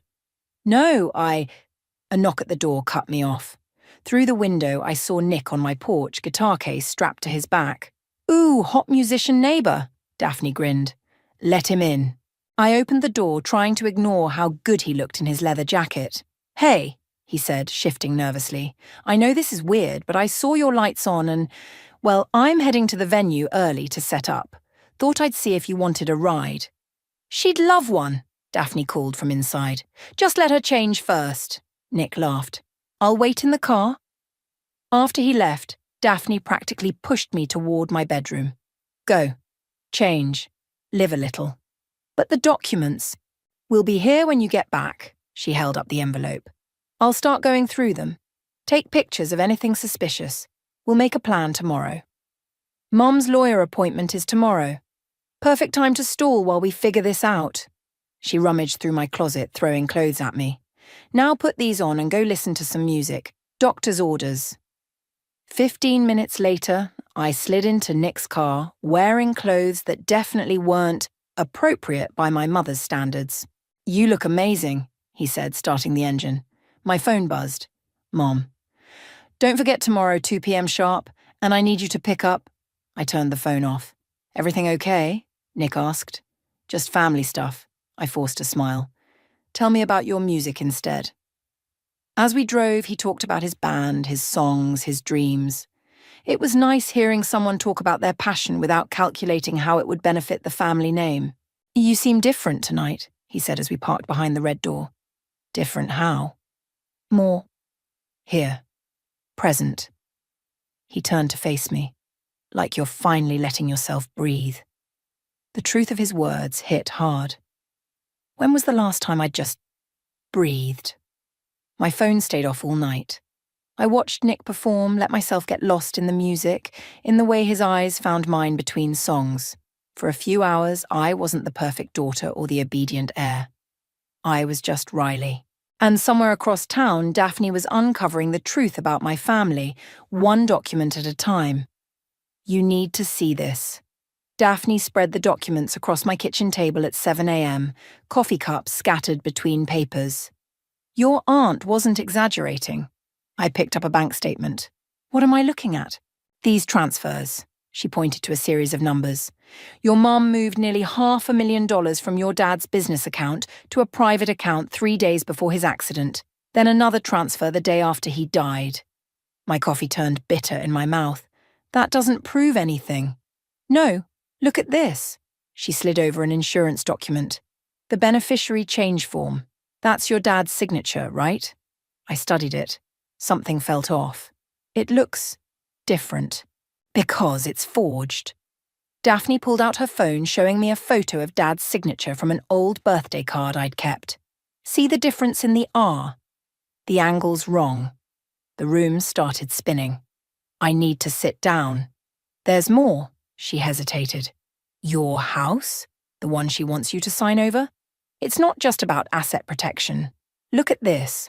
Another document, a contract with a development company, dated 2 weeks ago. My mother's signature at the bottom. "She's planning to sell the entire block to developers." Daphne's voice was gentle. "Your house is the last piece they need." My phone buzzed. "Mom, where are you? The dress isn't at the cleaners. Call me immediately." "I can't deal with this right now." I grabbed my purse. "The lawyer appointment." "You can't go." Daphne blocked the door. "Riley, she killed your father. Or at least had something to do with his death. And now she's trying to take everything you have. I need proof." My voice cracked. "Real proof, not just suspicious paperwork." "Then let's get it." She pulled out her laptop. "I have a friend in the DA's office. These documents are enough to start asking questions. But first, you need to stall that lawyer appointment." My phone buzzed again. "Nick, last night was amazing. Coffee later." "Answer him," Daphne said. "Keep things normal, but we need a plan." I texted Nick back a quick yes, later, and called my mother. "Darling, finally." Her voice dripped honey. "Where have you been?" "Sorry, work emergency. Listen about the lawyer." "Don't even think about cancelling. Steel beneath the honey now. This is important for the family." "I know, but Riley." Her tone shifted, familiar guilt seeping in. "After everything I've done for you, everything your father and I sacrificed." The mention of Dad made something snap. "I'll be there, but I need to handle something first. Can we make it 3 instead of 2? A pause. "Fine." "Don't be late." After hanging up, I turned to Daphne. "We have until 3. "Perfect." She was already typing. "My friend can meet us at 1. Bring everything." The morning passed in a blur. At noon, Nick texted again. "Bad timing for coffee. You seem stressed." Me. "Rain check? Family stuff." Nick. "Always family stuff. You okay?" Me. "Not really." Nick. "My door's always open. No pressure." At 1 p.m. sharp, we sat in a coffee shop downtown with Daphne's friend Marcus, a junior DA with kind eyes and a serious expression. "This is circumstantial," he said, reviewing the documents, "but concerning. Especially the signature forgery and these transfers. Have you spoken to your aunt? Just once. Talk to her again. Get more details about your father's state of mind before the accident." He gathered the papers carefully. I'll look into the development deal too. If there's fraud involved. My phone lit up. Mom, lunch before the lawyer. We can discuss your future. She's trying to keep me close, I realized. She always does this when she wants something. Don't go. Daphne squeezed my hand. We can... No, I stood up. I need to face her, but I'm not signing anything. Marcus handed me his card. Call me if you need help. And Riley? Be careful. People who've gotten away with things once often think they can do it again. Outside, the sun felt too bright. My phone buzzed with a text from Aunt Alice. Did you read everything? We need to talk about the accident report. Accident report. The words echoed in my head as another text came through. Mom. Found the dress myself. Really, Riley, you're becoming so unreliable lately. Just like your aunt. See you at 3. I stared at the message, remembering Dad's last day. How Mom had insisted on driving him to his meeting, how the brake lines had failed on that winding road, how she hadn't shed a single tear at the funeral. Ready? Daphne asked, keys in hand. No. I took a deep breath. But I'm going anyway. The law office lobby felt like a trap. Mum sat perfectly poised in a leather chair, not a hair out of place, scrolling through her phone. Darling, there you are. She didn't look up. You're late. It's 2:55. Which is late? She stood, smoothing her designer dress. I had Santiago stop by to look at your house yesterday. He thinks it could sell quickly in this market. My blood froze. You had a realtor look at my house without telling me. Just preliminary research, dear. For after the transfer. She touched my arm. You know I always plan ahead. Like she'd planned ahead with Dad's insurance policy. The lawyer's door opened. Mrs. Wolfe, we're ready for you. Mom gestured for me to go first, her hand pressing against my back, the same way she used to push me into piano recitals I never wanted to do. Ladies, please sit. The lawyer, Mr. Peters, spread papers across his desk. Now, about the deed transfer. Actually, I interrupted. I have some questions first. Mom's fingers tightened on her purse. Riley, don't be difficult. It's fine, Mr. Peters smiled. Questions are good. What would you like to know? The development contract. I pulled out my phone, showing him the photo Daphne had taken. Why wasn't I informed about this? The colour drained from Mom's face. I'm not sure what document you're referring to, Mr. Peters stammered, glancing at Mom. The one showing my house is the last property needed for the new shopping complex. I turned to Mom. Were you going to tell me before or after I signed? Where did you get that? Her voice was ice. Does it matter? Alice, Mom spat the name like poison. She always was jealous of what your father and I built. What you built? I laughed, the sound harsh even to my own ears. Or what you stole? Mrs. Wolfe, Mr. Peters interjected. Perhaps we should reschedule. No. Mom's composure cracked slightly. Riley, you're being ridiculous. Everything I've done has been for this family. Like changing Dad's life insurance policy? The room went silent. Mr. Peters shifted uncomfortably. I think, he said, standing, you ladies need to discuss this privately. Sit down, Mom's command cracked like a whip. We're finishing this today. My phone buzzed. Daphne. Marcus found something. Get out of there. No, I stood up. We're not. Riley, Mom grabbed my wrist. Think about what you're doing. About your future. The family name. Let go of me. I yanked my arm free.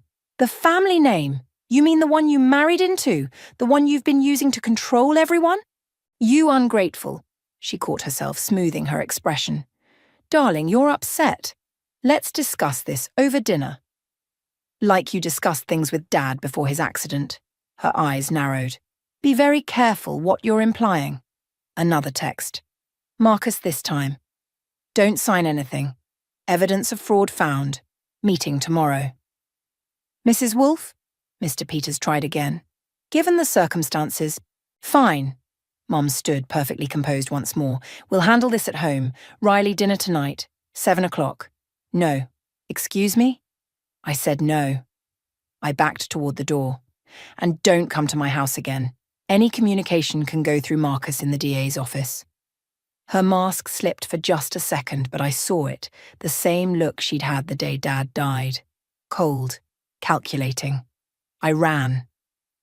In the parking lot, Daphne was waiting in her car, engine running. I jumped in.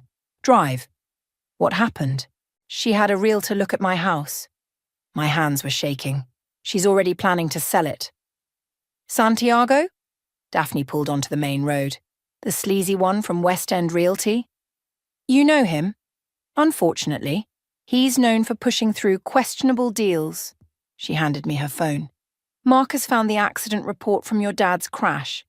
The brake lines weren't just failed, they were cut. The world tilted sideways. There's more.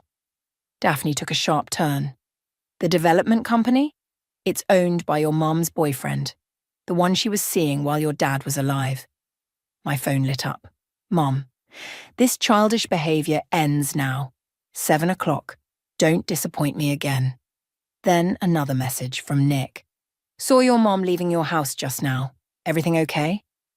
She's at my house? Panic clawed at my throat.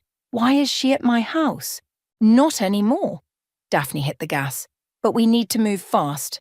I have a plan, but you're not going to like it. What? We're going to sell your house before she can. She grinned. And I know just the person to help us screw over Santiago in the process. My phone buzzed one final time. Aunt Alice. Got your message. Meeting set with the detective tomorrow. Don't tell your mother. Too late for that warning. But maybe, just maybe, not too late for revenge. Your mother's going to notice if we list the house, I said as we sat in Daphne's living room that evening. She'd insisted I stay with her, at least for now. Not if we do it quietly, she gestured to the woman sitting across from us. That's where Maria comes in. Maria, a real estate agent with sharp eyes and a sharper smile, spread documents across the coffee table. Santiago's not the only game in town, and he's made plenty of enemies. Can we trust you? I asked. Honey, Santiago stole my biggest client last year through some very questionable methods. She tapped a listing agreement. Trust my desire for revenge. My phone buzzed. Mom, your behaviour today was disappointing. I'm giving you one more chance. Dinner, tomorrow, 7 p.m. She's not giving up, I muttered. Good. Maria pulled out her laptop. We can use that. The more distracted she is with controlling you, the less she'll notice what we're doing. How fast can we sell? I have 3 pre-approved buyers looking for exactly this type of property, she typed rapidly. We price it right. We could have offers by Friday. That's 2 days away. Exactly, she looked up. Question is, are you ready for this? Once we start, there's no going back. Another text. Nick, haven't seen you. Getting worried. You okay? Do it, I said. Maria nodded. All business now. Sign here. We'll list under a shell company name. Your mother won't find it unless she's specifically looking. As I signed, Daphne's phone rang. It's Marcus. Hey, what's up? Her eyes widened. When? Okay, we'll be right there. What's wrong? They found something in your dad's old office files. We need to go. Now. 20 minutes later, we sat in Marcus's cramped office while he spread photos across his desk. These were in a hidden safe behind your father's filing cabinet, he explained. Your aunt helped us locate it. Look at the dates. The photos showed Mom with a man I didn't recognize, looking very intimate. They were dated 2 weeks before Dad's death. That's Thomas Reed, Marcus said. CEO of the development company trying to buy your block. The boyfriend, I whispered. More than that. He pulled out more documents. Your father was investigating them, found evidence of fraud, money laundering, the works. The day before his accident, he scheduled a meeting with the SEC. My phone lit up. Mom again. Darling, I know you're upset. Let's talk. I'm outside Daphne's house. What? I jumped up. Marcus moved fast, closing the blinds. How did she know you're here? Find my iPhone, Daphne groaned. She probably still has access from when she set up your phone. A knock on Marcus's office door made us all freeze. Mr. Marcus? His assistant's voice. There's a Mrs. Wolfe here to see you. Says it's about her daughter. Back door, Marcus whispered, pointing. Through the file room. I'll stall her. We slipped out just as I heard Mom's voice in the outer office. This is a family matter. I demand to speak with him immediately. Where now? I asked once we were in Daphne's car. Nick's, she said, pulling out. Your mom doesn't know him well enough to look there. I can't involve him in this. Too late, she handed me her phone. He texted me earlier asking if you're safe. He saw your mom going through your mailbox this afternoon. My hands shook as I texted him. Need a favor? Can we come over? His response was immediate. Doors open. He was waiting on his porch when we pulled up, concern etched on his face. Inside, he said, ushering us through the door. Your mom's car just turned onto the street. We huddled in his darkened living room, watching through the blinds as Mom's Mercedes crawled past. Want to tell me what's going on? Nick asked quietly. So I did. All of it. The house, the documents, Dad's death, everything. When I finished, he was silent for a long moment. Then, what do you need? A place to hide until Friday, Daphne answered. The house should be sold by then. Stay here. He grabbed his keys. I'll get some groceries, make it look normal. If anyone asks, you're helping me practice for an upcoming show. After he left, Daphne squeezed my hand. See? Not everyone's like your mom. My phone buzzed one final time that night. Aunt Alice. Detective has enough to move forward. Meeting tomorrow at 9 a.m. Be ready. Ready for what? Daphne asked, reading over my shoulder. To finish this, I said, watching Mom's car circle the block again. One way or another. Through the window, I could see my house across the street, dark and empty. By Friday, it would be sold. By Friday, everything would change. I just had to survive until then. Friday arrived with 3 offers on my house and a text from Mom. This ends today. Family dinner. 7 p.m. Non-negotiable. Perfect timing, Maria said, spreading the offers across Nick's kitchen table. All over asking price. This one's cash, no contingencies. We can close in 5 days. Take it, I said, signing where she pointed. Your mother's going to notice when the sale records go public, Daphne warned. That's the plan. I checked my phone. Detective Roberts. Search warrant executed. Meeting in 30 minutes. Nick appeared in the doorway, guitar case in hand. Need backup? No, Daphne and I said together. He smiled. Wasn't asking. I'll drive. The police station hummed with activity. Detective Roberts met us in the lobby, her face grim. We found the evidence, she said, leading us to a conference room. Financial records, emails between your mother and Thomas Reed dating back 5 years, and this. She slid a plastic evidence bag across the table. Inside was a receipt from an auto shop, dated 2 days before Dad's accident. Brake line replacement, I read. But his brakes were cut. Exactly. She replaced them, then had them cut. Created a paper trail showing maintenance in case anyone looked too closely. My hands started shaking. Nick grabbed one, squeezing gently. There's more, Detective Roberts continued. We found drafts of your father's will on his laptop. He was planning to leave everything to you, cut your mother out completely. The version filed after his death is a forgery. So what happens now? Daphne asked. Now? The detective smiled. Now we wait for 7 p.m.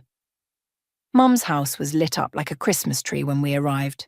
Her Mercedes sat in the driveway next to a familiar Porsche. Thomas Reed's car, Detective Roberts noted from her unmarked vehicle across the street. Right on schedule. You don't have to go in, Nick said, squeezing my hand again. Yes, I do. Mum opened the door before I could knock, perfect smile in place. Darling, and, oh, I wasn't expecting company. They're with me. Her smile tightened. This is a family dinner. They are family. I pushed past her into the foyer, the kind that doesn't try to kill you. She froze. In the dining room, Thomas Reed stood up so quickly his chair toppled. Riley? Mum's voice turned sharp. You're being dramatic. Am I? I pulled out my phone, playing the recording from Dad's laptop that Detective Roberts had found. Dad's voice filled the room. Marin's been moving money. Large amounts. If anything happens to me, Riley, it's not an accident. The proof is in the... Mom slapped the phone from my hand. Enough. No, Mother, not enough. I backed toward the door as Nick and Daphne moved to flank me. The house is sold. The documents are with the DA. It's over. You ungrateful little... She lunged forward, but Thomas grabbed her arm. Maren, don't... Police! Nobody move! Detective Roberts burst through the door, followed by uniformed officers. Mum's face went from rage to calculated calm in an instant. This is ridiculous, she said as they read her rights. Riley, darling, tell them this is a misunderstanding. Like Dad's accident was a misunderstanding. Her mask cracked. For the first time, I saw the truth in her eyes, cold, hard, and utterly without remorse. Everything I did was for this family, she hissed as they cuffed her. You'll regret this. You're nothing without me. Nothing. No, Mom. I watched as they led her and Thomas away. I'm everything Dad knew I could be. Later, sitting on Nick's porch, watching police lights flash across my childhood home, I felt strangely empty. Hey, Nick handed me a coffee. You okay? I don't know what I am. You're free, Daphne said, joining us. And rich, apparently. Maria just texted. The house sale closed. Money's in escrow. My phone buzzed. Aunt Alice. It's done. Your father would be proud. What now? Nick asked softly.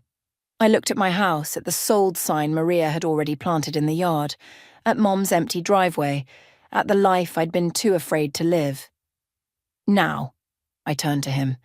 Now I want to hear your music. He smiled, reaching for his guitar. As the first notes floated into the night air, Daphne raised her coffee cup. To karma, she said. To freedom, I corrected. My phone buzzed one last time. Detective Roberts. Confessions secured. Both of them. It's really over. I turned the phone off and closed my eyes, letting Nick's music wash over me. For the first time since Dad died, I felt his presence, not in Mom's carefully curated photos or in the family name she'd wielded like a weapon, but in the quiet strength I'd finally found. I was my father's daughter after all, and I was free. The courthouse steps felt colder than they should have in spring. I sat between Daphne and Nick, watching people file in for the sentencing hearing. You don't have to make a statement, Aunt Alice said, squeezing my shoulder. The plea deal is solid. I need to. I stood as the bailiff called us in. For Dad. The courtroom filled quickly. Mom sat at the defendant's table, perfectly groomed even in her prison jumpsuit. She didn't look back. All rise. As the judge entered, Thomas Reed was led in from a side door. He'd turned state's evidence, detailing everything, the fraud, the affair, Dad's murder. Mum's face remained impassive. Before sentencing, the judge said, I understand the victim's daughter wishes to speak. I walked to the podium, my prepared statement crumpling in my sweaty hands. Mum finally turned, her eyes meeting mine. Your Honour, I started, then stopped. Looked down at my written words, looked at Mom, set the paper aside. My father taught me that family means protection, love, and truth. My mother taught me that family is a weapon, a chain, a lie. My voice grew stronger. She killed my father because he discovered her lies. She tried to take my home because it fit her plans. She controlled my life because she could. Mom's expression flickered. But here's what she didn't know. I gripped the podium. Every time she pushed, she made me stronger. Every lie taught me to seek truth. Every manipulation showed me what real love isn't. Nick smiled encouragingly from the gallery. I'm not here for vengeance. I'm here because my father deserved justice, and because some chains need to be broken publicly so others can see they're not alone. The judge nodded. Thank you, Ms. Wolfe. Does the defendant wish to speak? Mom stood, elegant, even in chains. Your Honour, everything I did was for my family. My daughter is young, easily influenced by others who don't understand our world, our position. Still lying, I said quietly. She faltered. Mrs. Wolfe, the judge interrupted, I've reviewed the evidence, the premeditation, the years of financial abuse, the calculated murder of your husband. This wasn't for family. This was for power. The sentence came down hard. 30 years. No possibility of parole. As they led her away, Mom turned one last time. Riley. Goodbye, Mother. Outside, reporters clustered on the steps. Aunt Alice guided me through them to where Truman waited with his car. "Ready for part 2?" he asked. I nodded. The family business offices looked different now. Empty desks, packed boxes, Dad's name still on the door. "The board approved everything," Truman said, handing me papers. "The company's yours, as it should have been all along." "Not mine," I corrected. "Ours." I signed the documents, watching as our small team gathered. Truman, who'd always seen through Mum's facade. Daphne, whose loyalty never wavered. Nick, whose music helped me find my voice. Aunt Alice, carrying Dad's true legacy. "The Riley Wolf Foundation," I announced, "will provide legal aid to victims of financial abuse and domestic violence. Every penny my mother stole will help others break free." "Robert would love this," Aunt Alice whispered. My phone buzzed. "Detective Roberts, package arrived from evidence. Your father's personal effects." In Dad's old office, I opened the box. Photos, notebooks, his favourite pen, and an envelope marked, "For Riley." Inside was a letter, dated the day before his death. "My dearest daughter, if you're reading this, my suspicions were right. I'm sorry I couldn't protect you from what's coming. But you're stronger than you know, stronger than your mother's influence, stronger than her lies. The truth about family isn't in names or appearances, it's in the people who stand beside you when the masks fall away. Find your truth, Riley. Find your family. All my love. Dad." Nick found me there, letter in hand, tears falling. "Hey," he said softly, "the foundation's first board meeting is starting.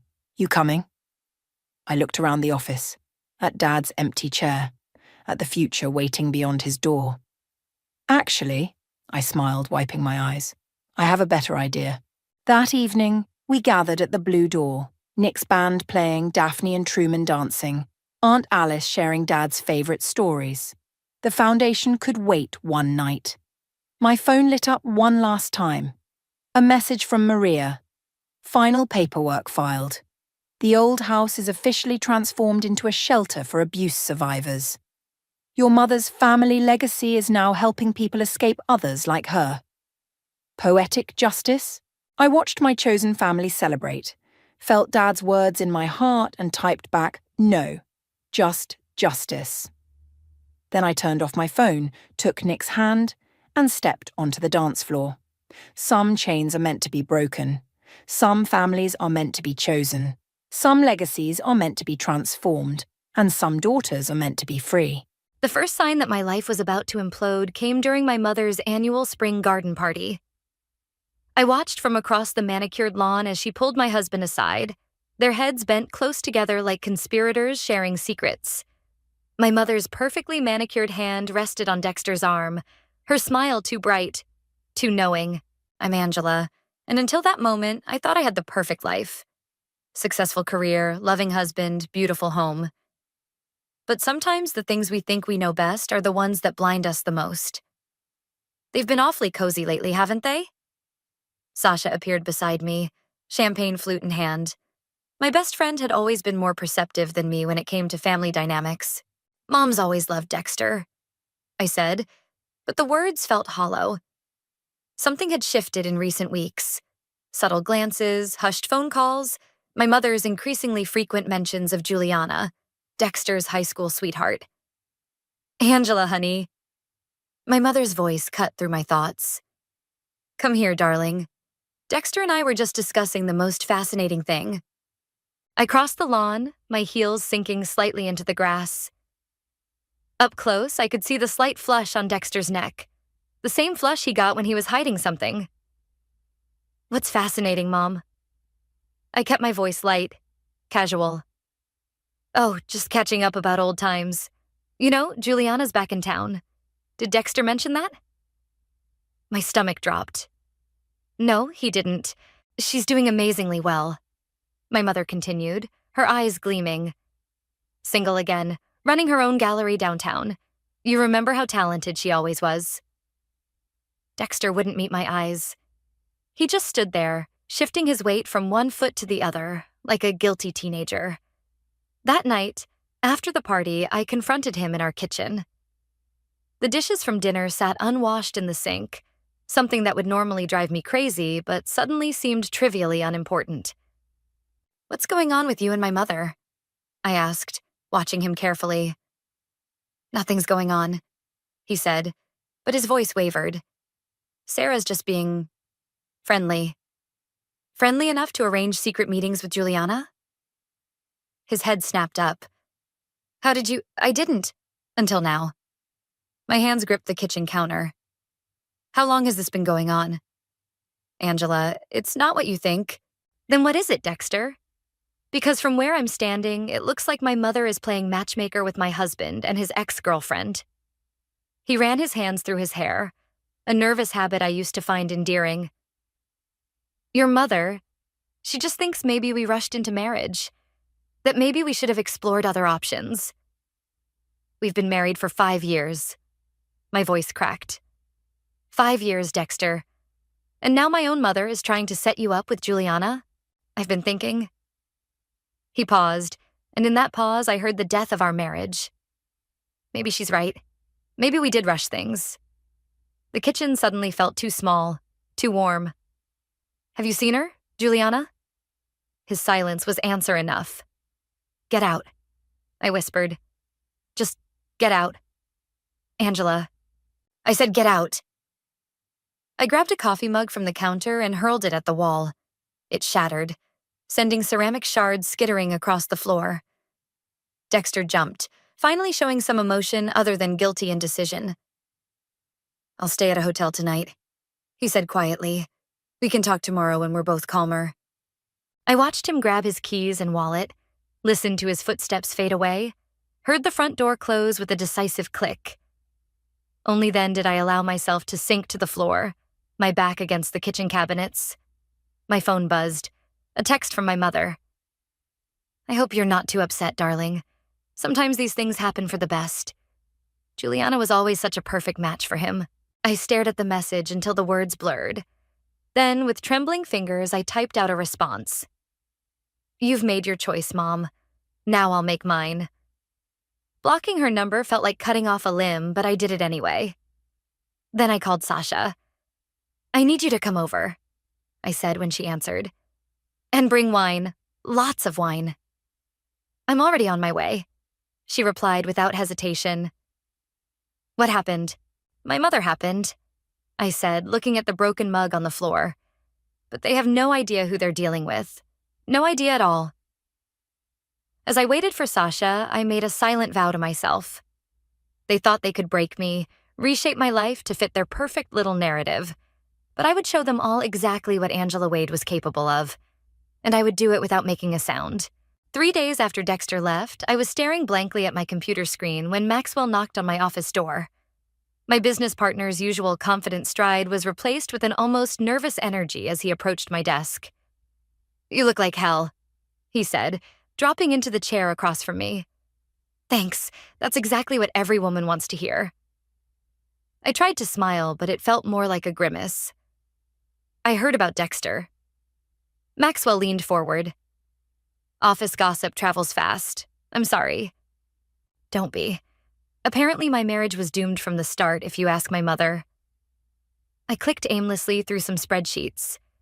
Did you know she kept all of Dexter and Juliana's high school photos? She showed them at every family gathering, calling them the golden couple. I was just too blind to see what was happening. "Your mother sounds like a piece of work."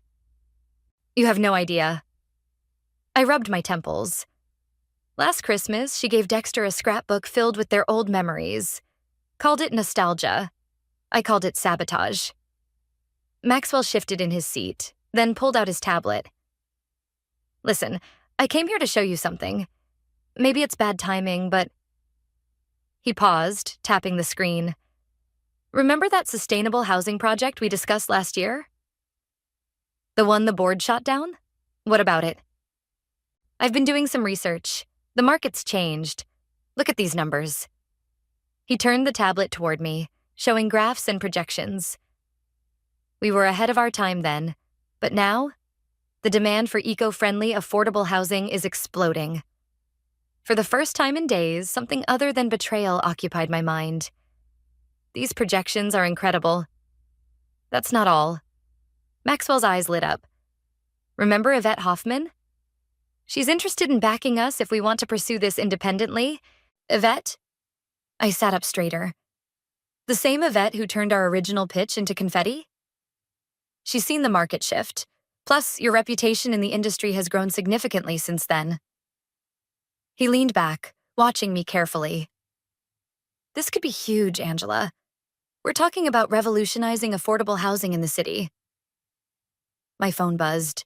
Another message from Dexter, probably apologizing again while packing more of his things from our house. I turned it face down. When do we meet with Yvette? Maxwell blinked, surprised by my quick response. You want to do this? Now? Why not now? I stood up, pacing behind my desk. My husband's leaving me for his high school sweetheart, orchestrated by my own mother. I need something to focus on besides their betrayal. This won't be easy, Maxwell warned. We'd be starting from scratch, building everything from the ground up. Good. I stopped pacing.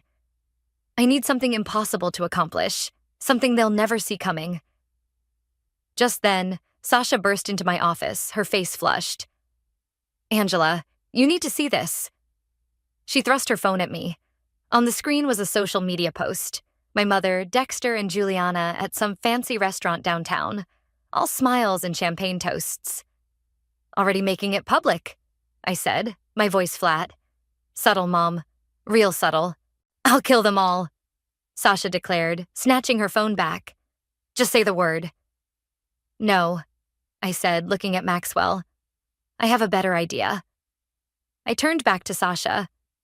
How would you like to help us build something amazing? Us? Sasha looked between Maxwell and me.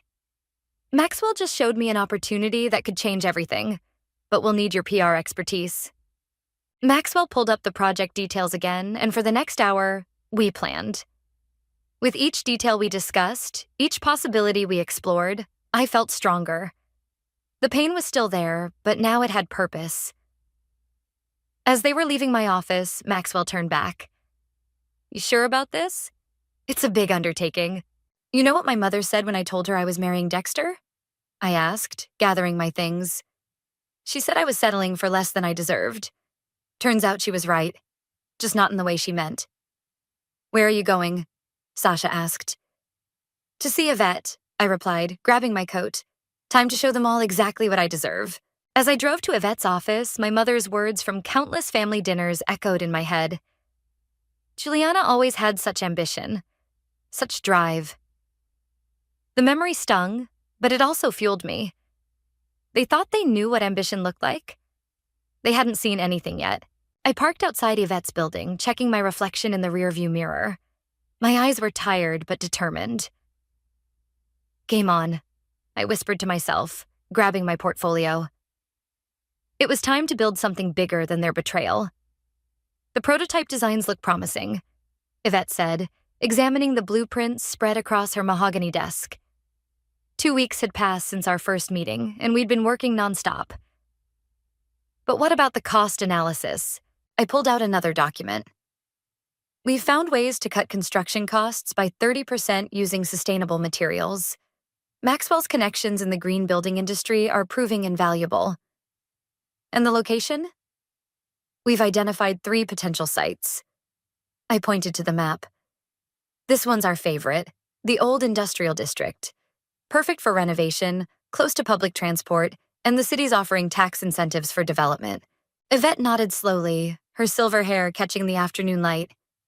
You've thought this through, but tell me, Angela, why now? Before I could answer, my phone buzzed. Another text from my mother. Family dinner tonight. Juliana's making her famous lasagna. Please come, darling. Let's be adults about this. I switched off the screen. Because it's time to build something that matters. This wouldn't have anything to do with your personal situation? Does it matter? I met her gaze. You taught me yourself. Motivation is irrelevant if the business plan is solid. She smiled, a rare sight. True. Very well, I'm in. Full backing as discussed. Don't make me regret this. Later that evening, I was reviewing contracts with Maxwell when Sasha burst into the office, waving her phone. You won't believe this. Your mother just announced on Facebook that Dexter and Juliana are moving in together. In your old neighborhood. Maxwell winced. That's cold. I kept my eyes on the contracts. Let them play house. We have work to do. But Angela? The environmental impact study came back positive. I interrupted, sliding a document toward her. We need a press release ready by Monday. Sasha sighed but took the paper. Fine, but you can't avoid this forever. Watch me. The next morning, I arrived early at the construction site. Workers were already setting up, preparing for the groundbreaking ceremony next month. Maxwell was there, hard hat in hand. You're here early, he said, handing me a coffee. Couldn't sleep. Might as well be productive. I took a sip. The contractor called. Materials are coming in under budget. That's not why you're here at dawn. I watched a bulldozer rumble past. Dexter came by the house yesterday. Wanted to talk about selling it. What did you say? Nothing. I let him stand there knocking while I worked on the project presentation in the kitchen. I smiled grimly. Petty? Maybe. Satisfying? Definitely. Angela. A familiar voice made my stomach clench. My mother was walking toward us, designer heels completely inappropriate for a construction site. Mom, what are you doing here? You won't answer my calls. I had to track you down. She looked around disdainfully. What is all this? This is my new project, a sustainable housing development. Housing development? She laughed. Darling, you work in corporate finance. Worked, I corrected. I'm running this now, with Maxwell and Yvette Hoffman's backing. Her smile faltered. Yvette Hoffman? The real estate mogul? The same. I checked my watch. Now, if you'll excuse us, we have a meeting. Angela, don't be difficult. Come to dinner tonight. Juliana's been asking about you. I'm sure she has. I turned to Maxwell. The investors are waiting. Angela. Goodbye, Mom. As we walked away, Maxwell whispered, That was intense. Just wait until the groundbreaking ceremony. We're inviting every media outlet in the city. You're going to make them watch your success? No. I smiled. I'm going to make them part of it. Nothing hurts more than being forced to applaud someone you tried to break. That evening, I sat in my office, looking at the project renderings. My phone lit up with a text from Dexter. Sarah says you're working on some big project. Why didn't you tell me? I typed back. You lost the right to know what I'm doing when you chose my mother's fantasy over our reality. His response came quickly. It wasn't like that. I was confused. No, I wrote. You were weak. But thanks for that. Your weakness is fueling something extraordinary. I blocked his number before he could respond, then called Sasha. Remember that idea you had about featuring local success stories in the marketing campaign? Yeah? Let's do it, but let's make it bigger. I want billboards, social media, the works. Show everyone what's possible when you refuse to break.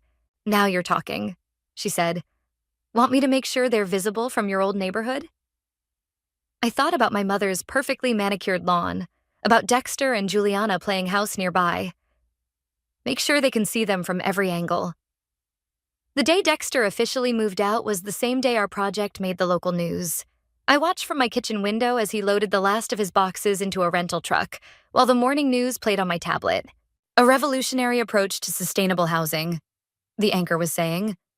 The development promises to transform the city's affordable housing landscape. The truck's engine started up just as my doorbell rang. I opened it to find Juliana standing there, looking perfectly put together in a summer dress. I thought I should help him move, she said, as if this was completely normal. We need to talk, Angela. No, we really don't. I moved to close the door, but she blocked it with her foot. Your mother's worried about you. All this work stuff, the radio silence. It's not healthy. I laughed, the sound harsh even to my own ears. My mother's worried? That's rich. Tell me, Juliana, did she plan your reunion with Dexter before or after our last anniversary? She had the grace to look uncomfortable. It wasn't planned. These things just happen. These things just happen? I stepped onto the porch, forcing her to back up. Like the dinner party she threw where she just happened to invite you? The old photos she kept bringing up? The late-night phone calls? Sarah was just trying to... To what? Help her daughter's husband cheat? Create the perfect little story she always wanted? You're being dramatic, Juliana said, but her voice wavered. We can all be adults about this. My phone buzzed. Maxwell calling. I answered it deliberately, maintaining eye contact with Juliana. The investors are here early, he said. They want to discuss expanding the project to other cities. I'll be there in 20. I hung up and turned back to Juliana. You know what's funny? For years, I tried to live up to this perfect image my mother had of you. Now I realize it was the best favor she could have done me. What do you mean? She made me stop trying to be you and start being myself. I gestured to the moving truck where Dexter was watching us. He's all yours. Hope you both enjoy my mother's version of happiness. I grabbed my briefcase and car keys, walking past them without another word. In my rearview mirror, I watched them standing in my driveway, looking lost in the morning sun. At the office, Maxwell was waiting with Yvette and a group of investors. Their excitement was palpable as we went through the presentation. The social media response has been overwhelming, Sasha reported, pulling up the analytics. People are already asking about waiting lists. And the environmental impact reports are exceeding expectations, Maxwell added. We're setting new standards for sustainable development. Halfway through the meeting, my phone lit up with a text from my mother. Just helped Dexter and Juliana settle into their new place. Stop this foolishness and come see them. Family should stick together. I showed the message to Sasha during our coffee break. The nerve of that woman, she muttered. Want me to accidentally send her our press coverage? No need, I smiled. She'll see it soon enough. The billboard goes up tomorrow, right across from her favorite shopping center. That evening, as I was leaving the office, I found Dexter waiting by my car. Nice press coverage, he said, hands in his pockets. Why didn't you ever tell me you wanted to do something like this? I did, multiple times. You were too busy listening to my mother's stories about Juliana's art gallery to hear me. That's not fair. No, what's not fair is having to compete with a fantasy my mother created. I unlocked my car. How's the new place? It's different. He shifted uncomfortably. Sarah's been helping us decorate. Of course she has. I opened the car door. You know what the funny thing is, Dexter? I actually feel sorry for you both. What's that supposed to mean? You'll never live up to her perfect story, and when you fail, she'll find someone else to cast in her little drama. I got into the car. But by then, it won't be my problem anymore. As I drove away, I caught his reflection in my mirror, standing alone in the parking lot. My phone buzzed with another message from my mother, but I didn't need to read it. Tomorrow, my face would be on billboards across the city, announcing our project's success. Let them see what their betrayal built. I turned up the radio, drowning out thoughts of them playing happy family in their new home. They had no idea what was coming, and that was the sweetest revenge of all. We have a problem. Maxwell burst into my office, his face pale. The environmental survey missed something. There's contaminated soil in the east sector of the site. I looked up from my laptop. How bad? Bad enough to halt construction. The cleanup could cost millions we don't have budgeted. My stomach dropped, but I kept my voice steady. Get everyone in the conference room, now. Within 15 minutes, our core team was assembled. Sasha was already working her phone, trying to get ahead of any potential PR disaster. Yvette sat at the head of the table, her expression unreadable. Show me the numbers, she said. I pulled up the emergency assessment on the screen. The contamination is contained to about 20% of the site. Initial estimates for cleanup are looking at $3 million, minimum. That's not in the budget, one of the junior partners said. We should cut our losses. No. I stood up, pointing to the site plans. Look, if we redesign the layout, shift the residential units to the clean zones, and turn the contaminated area into a community green space after cleanup. That's still $3 million we don't have, Maxwell interrupted. I'll cover it, I said quietly. The room fell silent. Angela, Sasha started, that's your entire savings. And the house money. I know exactly what it is. I met Yvette's gaze. I'm all in. Are you with me? Before she could answer, my phone buzzed. A text from my mother. Darling, heard about the construction problems. Perhaps this is a sign to stop this foolishness. Dexter says his firm is hiring. I switched off the phone. Well, Yvette stood slowly.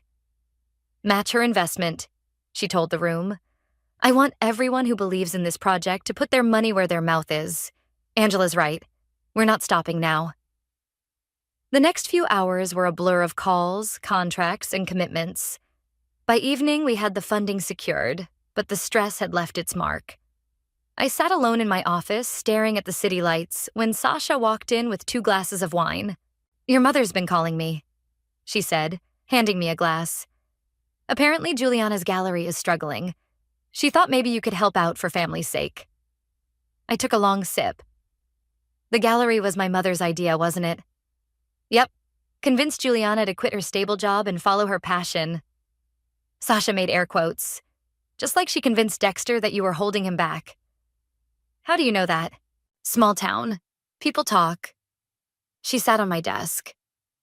Especially when Juliana's new gallery is hemorrhaging money and Dexter's realizing that love doesn't pay the bills. A knock at the door interrupted us. Maxwell entered, followed by Yvette. The contractors agreed to our new timeline, Maxwell said. And the PR team has a plan to spin this into a positive, showing our commitment to environmental responsibility. Good. I stood up. Because we're not just fixing this site. We're going to make it better than before. That's why I backed you, Yvette said, smiling slightly. You don't break, you build. Speaking of building, Sasha pulled out her tablet. Wait until you see the new billboard designs. They're going up next week, right when the art fair starts near Juliana's gallery. Sasha, I warned. What? Pure coincidence. She grinned. Just like it's a coincidence that our community outreach program is hosting events in your old neighborhood. Focus on the project, I said, but I couldn't help smiling. We have real work to do. Later that night, as I was leaving, I found a note on my car. Dexter's handwriting. I heard about the construction issues. Maybe we should talk. I miss you. I crumpled the note and pulled out my phone, calling Maxwell. Remember that idea about adding a cultural center to the development? I asked when he answered. Let's do it, but not just any center. I want something that will make a small art gallery look like a kid's lemonade stand. Now you're just being petty, he said, but I could hear him smiling. No, I'm being strategic. My mother wanted to create her perfect story. Fine. I'm writing my own, and it's going to be bigger than anything she could have imagined. I drove home past my mother's house, where lights blazed in the windows. Through the glass, I could see them all, Mom, Dexter, and Juliana, sitting around the dinner table like some twisted Norman Rockwell painting. Let them have their dinner parties in struggling gallery. I had a city to transform, and their perfect little world was about to become very, very small in comparison. The invitation arrived on fancy cream-colored paper, my mother's signature flourish. A family celebration, it read, announcing a dinner party to welcome Juliana officially into the family. 6 months had passed since Dexter left, and my mother still couldn't resist twisting the knife. You're not actually going, are you? Sasha asked when I showed her. Oh, I'm going. I checked my phone, where Maxwell had just sent confirmation. And I'm bringing guests. The night of the dinner, I arrived fashionably late, wearing a red dress that cost more than Juliana's monthly gallery rent. Maxwell and Yvette flanked me as we walked in. Angela. My mother's smile faltered when she saw my companions. I wasn't expecting you to bring anyone. Mother, you remember Maxwell. And of course, you know Yvette Hoffman. My mother's eyes widened at Yvette's name. The real estate developer? But, Sarah, Yvette said smoothly, your daughter's quite the force in our industry now. Surely you've been following her success. Before my mother could respond, Dexter appeared with Juliana. He stopped short when he saw me, his eyes lingering on my dress. Angela, Juliana said, her voice overly bright. We've missed you at the gallery openings. Been busy, I replied, accepting a glass of champagne from a passing server. Building things. Yes, well. My mother clapped her hands. Shall we move to the dining room? I've prepared all of Juliana's favorites. The dinner was exactly as I expected, my mother fawning over Juliana while shooting concerned looks my way. But tonight I had an ace up my sleeve. So, Juliana, Yvette said during the main course, I hear the art market's been challenging lately. Juliana pushed her food around her plate. It's a transitional period. Speaking of transitions, Maxwell cut in, right on cue. Angela, shall we share our news? My mother's fork clattered against her plate. News? I took a deliberate sip of wine. The development project has been so successful we're expanding. 3 new sites, including a major cultural center. Cultural center? Juliana's head snapped up. State-of-the-art galleries, performance spaces, artist residencies. I continued. We're revolutionizing the local art scene. In fact, Yvette just secured the funding this morning. This morning? My mother's voice was faint. But that must be millions. 50 million to be exact, Yvette said. Your daughter's quite the visionary, Sarah. The mayor's office is already calling it a game changer for the city. I watched Dexter's face as he processed the numbers.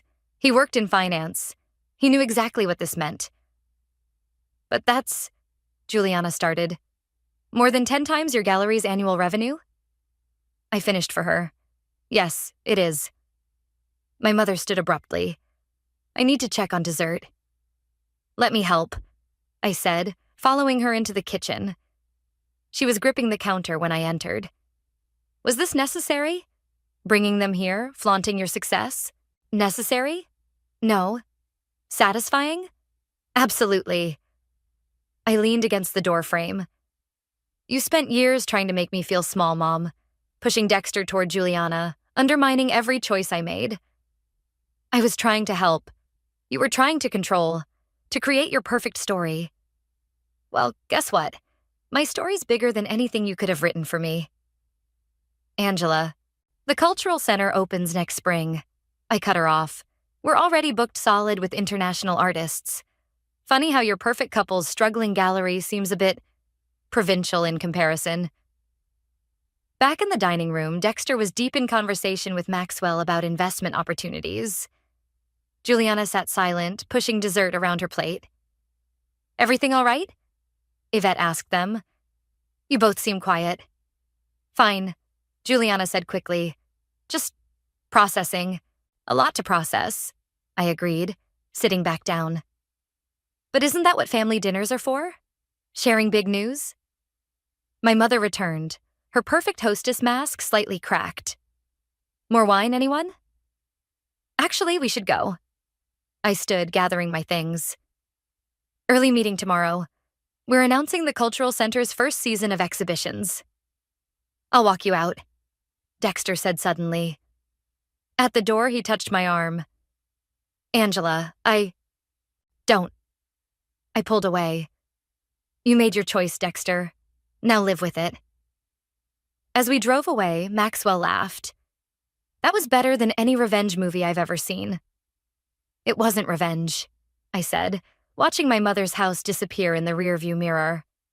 It was a declaration of independence. But we all knew it was both.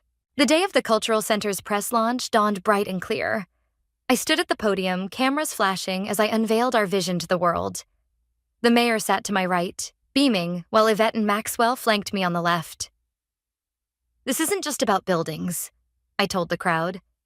It's about creating spaces where dreams can grow, where anyone with vision can find their place. From the corner of my eye, I spotted them. My mother, Dexter, and Juliana hovering at the back of the crowd.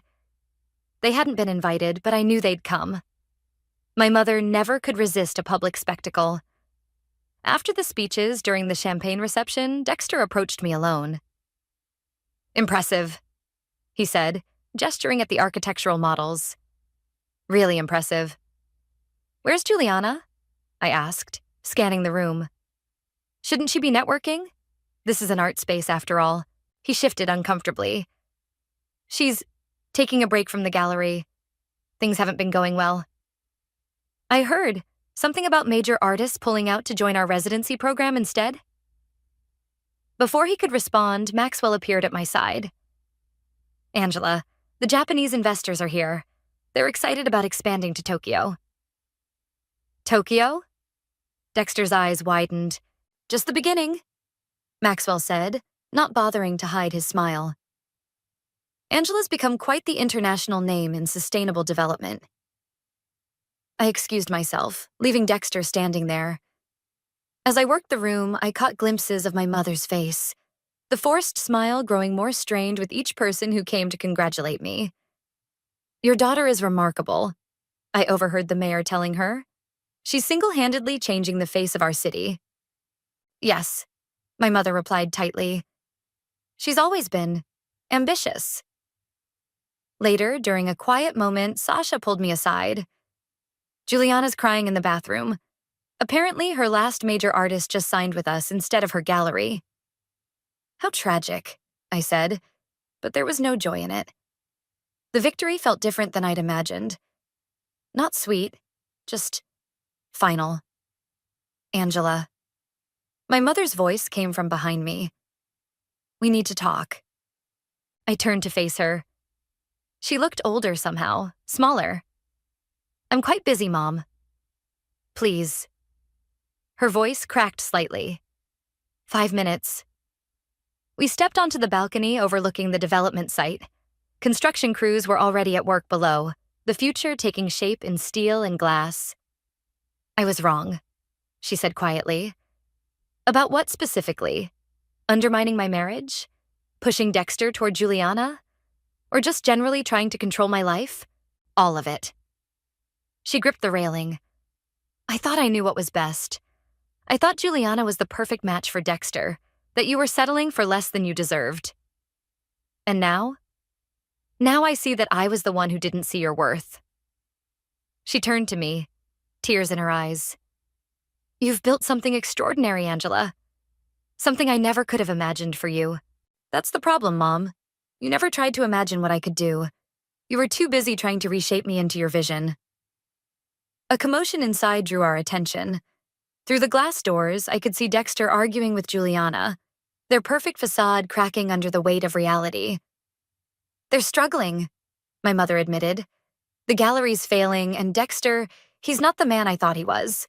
"No," I agreed. "He's exactly who he always was. Weak. You just couldn't see it through your rose-colored glasses." Maxwell appeared at the door. "Angela, the governor's here." "I have to go," I told my mother. Can we try again?" she asked. "To have a relationship?" I looked at her for a long moment. "Maybe, but not on your terms anymore. I'm not that person anymore." Back inside, I passed Dexter and Juliana as they were leaving. He reached for my arm, but I stepped away. "Angela, please," he said. "I made a mistake." "No, Dexter, you made a choice. Several choices, actually, and now you get to live with them." I walked away, toward the governor and the future I'd built from the ashes of their betrayal. Behind me, I heard Juliana's muffled sobs, my mother's attempts at comfort. "You okay?" Maxwell asked quietly. I looked around the room, at the investors eager to work with us, at Yvette's proud smile, at Sasha filming everything for our social media. "You know what?" I said, straightening my shoulders. "I really am." Because the best revenge wasn't destroying their perfect little world. It was building something so much bigger that their world became irrelevant. The ribbon-cutting ceremony for the cultural center drew crowds that stretched around the block. I stood back, watching artists and residents explore the spaces we'd created, the galleries, workshops, and community areas already buzzing with life. "They're calling it the crown jewel of the city," Maxwell said, appearing beside me with 2 glasses of champagne. Not bad for someone who is just settling. Through the floor-to-ceiling windows, I could see our housing development stretching into the distance. Homes filled with families. Dreams taking root in soil we'd healed and transformed. Ms. Angela? A young woman approached, clutching a portfolio. I'm sorry to interrupt, but I wanted to thank you. The residency program, it changed my life. Before I could respond, I heard a familiar voice. Angela. I turned to find Juliana standing there, looking less polished than usual. The gallery's closing, she said without preamble. I thought you should hear it from me. I know, I replied. I bought it yesterday. Her face paled. What? We're turning it into a community art space. Free classes for kids, workshops for emerging artists.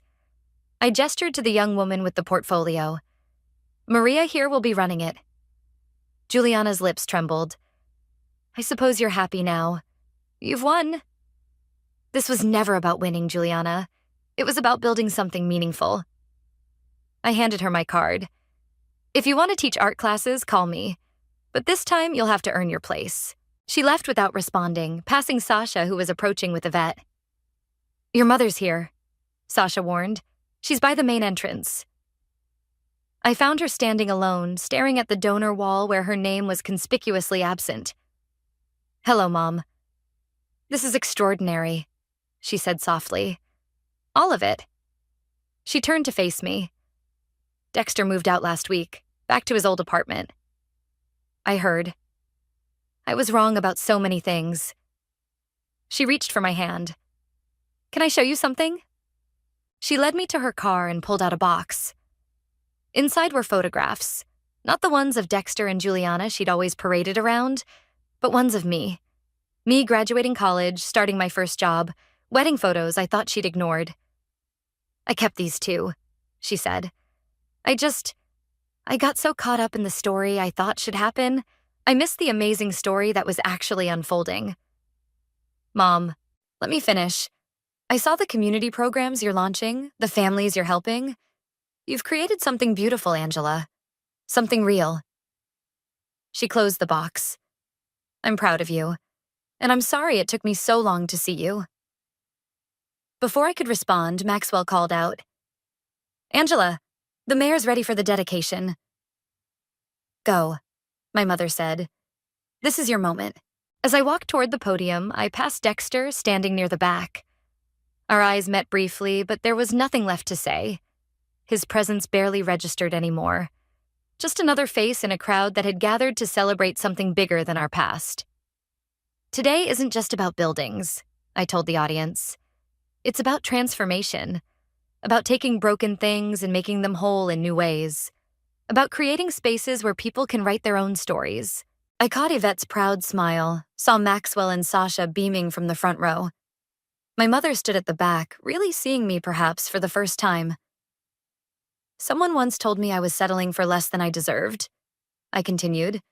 They were right, but not in the way they meant. We all deserve to build something meaningful, to create something that outlasts our pain. After the ceremony, as the sun set over our creation, I stood with my team on the rooftop garden. To new beginnings, Maxwell raised his glass.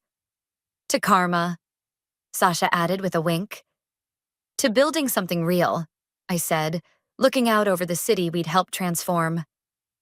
Below, people streamed in and out of the cultural center, their voices carrying up to us on the evening breeze. Artists, families, dreamers, all finding their place in the spaces we'd created from my mother's betrayal and Dexter's weakness. I thought about the young artists like Maria, about the families in our housing development, about all the stories that would unfold here. My mother had tried to write my story, but instead, she'd pushed me to create something bigger than any of us had imagined. Ready for Tokyo? Maxwell asked. I smiled, feeling the last weights of the past finally fall away. Ready for everything, because sometimes the best endings aren't about getting even or looking back. They're about building something so magnificent that the past becomes nothing more than foundation stones in the empire you've created. I stood frozen in the church hallway, staring at my phone in disbelief. The email from the travel agency confirmed what I'd feared. Our honeymoon reservations had been canceled. Not rescheduled, not modified, canceled. And I knew exactly who was responsible. Juliana? My best friend Avery's voice snapped me back to reality. The photographer needs you for the family photos. Your mother-in-law is getting impatient. Of course she was. Vanessa was always impatient when things weren't going exactly her way. I'm Juliana, and this was supposed to be my wedding day. Instead, it had become the Vanessa show, starring my mother-in-law as the commander-in-chief of everything from the flower arrangements to the seating chart. I'll be right there, I managed, quickly wiping away a tear before it could ruin my makeup. The makeup that Vanessa had insisted I get done by her preferred artist, not the one I'd originally booked. Walking into the church's main hall, I saw her holding court among the guests, wearing a cream-colored dress that was suspiciously close to white. "There you are, darling," she called out, her voice dripping with honey-coated venom. "We simply must get these photos done before the light changes." Aaron, my almost husband, shot me an apologetic look. He'd been doing that a lot lately. "Sorry," he whispered as I took my place beside him. "You know how she gets." "Ladies, please." The photographer clapped his hands. "Mother of the groom, if you could stand just here." "Oh no, I think I should be next to Aaron," Vanessa interrupted. "After all, this is a family photo, and we want to show our unity." I bit my tongue so hard I tasted blood. Unity. Right. Like when she'd unified my carefully chosen blue and silver color scheme into her preferred burgundy and gold, or when she'd unified the guest list by adding 30 of her bridge club friends I'd never met. "Actually," I heard myself say, "I'd like a photo with just Aaron and me first." The silence that followed was deafening. "Juliana, dear." Vanessa's smile didn't reach her eyes. "This is a family occasion. We do things as a family." "It's our wedding," I countered, feeling Aaron's hand squeeze mine supportively. "Mom," Aaron started, but Vanessa was already positioning herself between us. Now, let's not make a scene," she said, loud enough for nearby guests to hear. "We want these photos to be perfect, for the family album." The family album. The same excuse she'd used when changing my bouquet last minute, when rearranging the reception seating, when vetoing the father-daughter dance tribute I'd planned to honor my late dad. "This is for family," she'd said each time, as if I wasn't family enough. The photographer snapped away as Vanessa directed the show, and I stood there smiling mechanically, thinking about that canceled honeymoon email. The special trip my father had secretly saved for, revealed to me through a letter after his passing. His final gift, meant to make up for all the family vacations we couldn't afford when I was growing up. "Perfect," Vanessa declared after what felt like hours. "Now, about the reception entrance." "Excuse me," I muttered, needing air. I hurried toward the side door, but not before hearing Vanessa's stage whisper to her friend. "Poor thing, so emotional. But what can you expect? No mother to guide her through this important day. Thank goodness I'm here to handle things properly." I found myself in the church garden, gasping for breath. Avery appeared moments later, holding my phone. "You left this inside," she said softly. "Want to tell me what's really going on?" I showed her the email. Her eyes widened as she read. "She canceled your honeymoon? Can she even do that?" "Apparently, she called pretending to be me, said it was a family emergency." I laughed bitterly. "The travel agent even sent a note hoping everything was okay with my mother-in-law's health." "That witch," Avery breathed. "What are you going to do?" I looked back at the church, where Vanessa was undoubtedly reorganizing something else about my wedding. My wedding, which hadn't felt like mine since the moment I'd said yes to her son. "I don't know," I admitted. "But I do know one thing. This isn't over. She wants to play family games? Fine. But she has no idea who she's really dealing with." The church bells began to ring, signaling it was time for the ceremony. As I straightened my dress, the one Vanessa had helped me choose, I felt something shift inside me. This woman had taken over my wedding, canceled my honeymoon, and tried to erase every trace of my own family from this day. But she'd made one crucial mistake. She'd underestimated exactly how far I'd go to take back what was mine. 3 days after the wedding, I sat in my childhood home's attic, surrounded by dusty boxes and memories. The house was being sold next month, but I needed to find something first, the rest of my father's letter about the honeymoon. "Your dad was always so organized," Avery said, carefully opening another box. It has to be here somewhere. I pulled out an old photo album, and a loose picture fell to the floor. It was me at 6 years old, sitting on my father's shoulders at the beach, both of us beaming at the camera. My mother had taken this photo during our only family vacation, a weekend getaway we'd saved up for all year. Found something.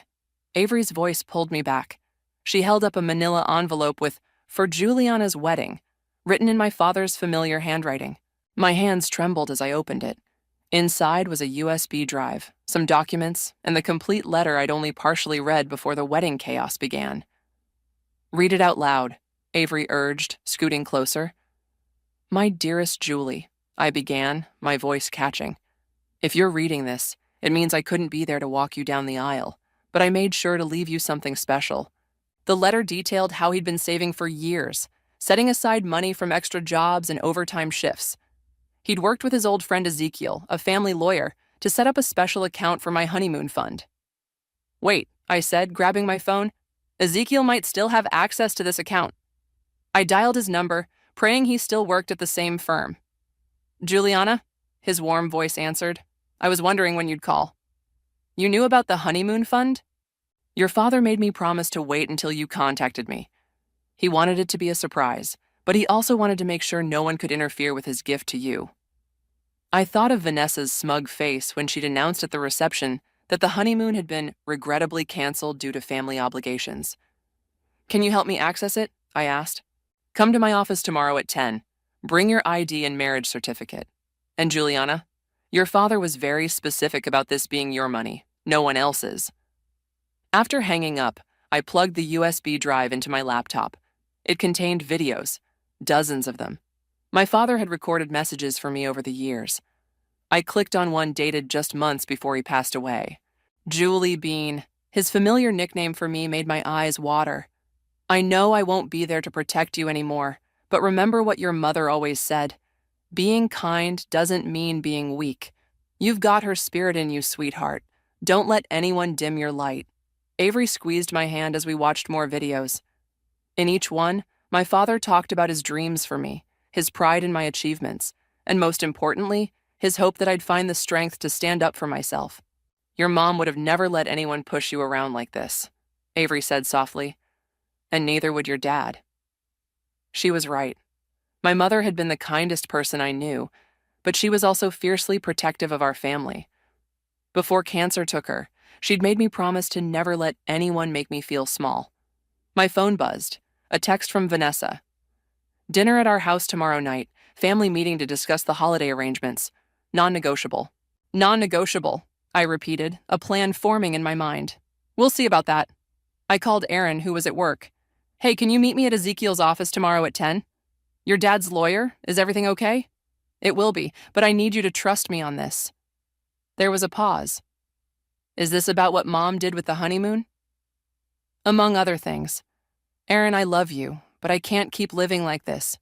Your mother needs to understand that I'm not her puppet." "I know," he sighed, "and I'm sorry I haven't stood up to her more. What do you need me to do?" "Just be there tomorrow, and maybe start thinking about where you'd like to go on our honeymoon." After hanging up, I found one last video from my father, dated just weeks before he died. "Julie Bean, remember that time you stood up to those bullies in middle school? You didn't fight them. You outsmarted them. That's my girl. Sometimes the best revenge isn't about getting even. It's about rising above. But rising above doesn't mean letting people walk all over you. It means being clever, being strong, and most importantly, being true to yourself." I closed the laptop, my resolve strengthening. "Avery, I need your help with something else. How good are you at keeping secrets?" She grinned. "Better than your mother-in-law is at minding her own business." Tomorrow would be the first step in taking back control of my life. Vanessa wanted to play family politics? Fine. But she was about to learn that she wasn't the only one who could play that game. Ezekiel's office felt smaller than I remembered, especially with Aaron nervously shifting beside me. The morning light filtered through Venetian blinds, casting striped shadows across the mahogany desk where my father's lawyer spread out several documents. "Your father was quite thorough," Ezekiel said, sliding a folder toward me. "The honeymoon fund contains exactly $15,000, plus 5 years of accumulated interest." Aaron's eyes widened. That's incredible. And completely separate from any joint accounts or family finances, Ezekiel added pointedly. The money is solely in Juliana's name. I pulled out my phone and opened the travel agency's website. Can we rebook everything right now? Actually, Aaron interrupted, I have a better idea. He turned to me, taking my hand. What if we plan something completely different? Something Mom doesn't know about and can't interfere with? A slow smile spread across my face. I'm listening. My friend runs a boutique travel agency. We could book through him, use a different email, keep everything under wraps until we're actually gone. Ezekiel nodded approvingly. Smart thinking. Your mother-in-law wouldn't be able to cancel what she doesn't know exists. Just then, my phone buzzed. Speaking of the devil, Vanessa was calling. I declined the call, but seconds later, a text appeared. Don't forget dinner tonight. Wearing that lovely burgundy dress I bought you would be appropriate. She's still trying to control everything, I muttered. Not for long, Aaron said firmly. I've been thinking about what you said, and you're right. This has to stop. After leaving Ezekiel's office, we met Avery at a cafe far from Vanessa's usual haunts. Aaron's travel agent friend, Marcus, joined us via video call. Bali, Marcus suggested, scrolling through options. Or maybe the Maldives. Both destinations have excellent privacy policies for their luxury resorts. The Maldives, I decided. It's perfect. Completely different from the European tour Vanessa canceled. And significantly more expensive, Avery added with a grin. Good thing you've got that fund. We spent the next hour booking everything under Aaron's work email, using points from his corporate card to further mask the transactions. By the time we finished, our secret honeymoon was set for 3 weeks away. Now, Avery said, pulling out her notebook, about tonight's dinner. I have an idea about that too, I said, feeling more confident than I had in weeks. But I need to make a quick stop first. An hour later, I walked into a small boutique where Deborah, our original wedding planner, worked. She looked up in surprise when I entered. Juliana, I'm so sorry about everything that happened with the wedding. Your mother-in-law was quite persuasive. That's one word for it, I replied. Listen, I need your help with something, and this time, we're not letting Vanessa anywhere near it. By the time I arrived at Vanessa's house that evening, I was ready. I'd worn a deep blue dress instead of the burgundy one she'd chosen, a small act of defiance that didn't go unnoticed. Oh, darling, Vanessa said, air kissing my cheek. That dress is interesting, though the one I bought would have been more appropriate for a family dinner. I think she looks beautiful, Aaron said, placing his hand on my lower back. Vanessa's smile tightened. Well, shall we discuss the holiday arrangements? I've already made some preliminary bookings for Christmas. Actually, I interrupted, Aaron and I have an announcement first. I pulled out an envelope and handed it to her. Inside was a donation receipt for $5,000 to the local children's hospital, in her name. What's this? She asked, confusion crossing her face. We donated the money we saved from canceling the honeymoon, I explained sweetly. Since you were so concerned about family obligations, we thought you'd be proud to have this charitable contribution in your name. The color drained from her face. I don't understand. It's simple, Mom, Aaron said. We're done letting you control everything. From now on, Juliana and I make our own decisions. But I only want what's best for the family. No, I said firmly, channeling my mother's strength. You want what's best for your image. There's a difference. I stood up, smoothing my deliberately chosen blue dress. Now, if you'll excuse us, we need to head home. We have some planning to do for our future, our way. As we left, I sent a quick text to Avery. Phase 1 complete. Start spreading the word about the canceled honeymoon donation. Let's see how Vanessa handles being known as the generous mother-in-law who inspired such charitable giving. Aaron squeezed my hand as we drove away. You know she's going to be furious when she realizes what we've done. I smiled, thinking of our secret Maldives reservation. Oh, she hasn't realized anything yet. This is just the beginning. The next 2 weeks were a masterclass in stealth planning. Every lunch break, every evening after work, Aaron and I methodically prepared for our secret getaway. We bought new swimsuits from stores Vanessa would never visit, ordered reef-safe sunscreen from small online retailers, and had everything delivered to Avery's apartment. Your mother-in-law's been calling me, Deborah said during our secret meeting at a small coffee shop. She's trying to arrange a surprise anniversary party for you two next month. I nearly choked on my latte. We'll be in the Maldives then. Exactly. Deborah's eyes twinkled. And I'm having so much fun giving her the runaround about venue availability. My phone buzzed. Another text from Vanessa.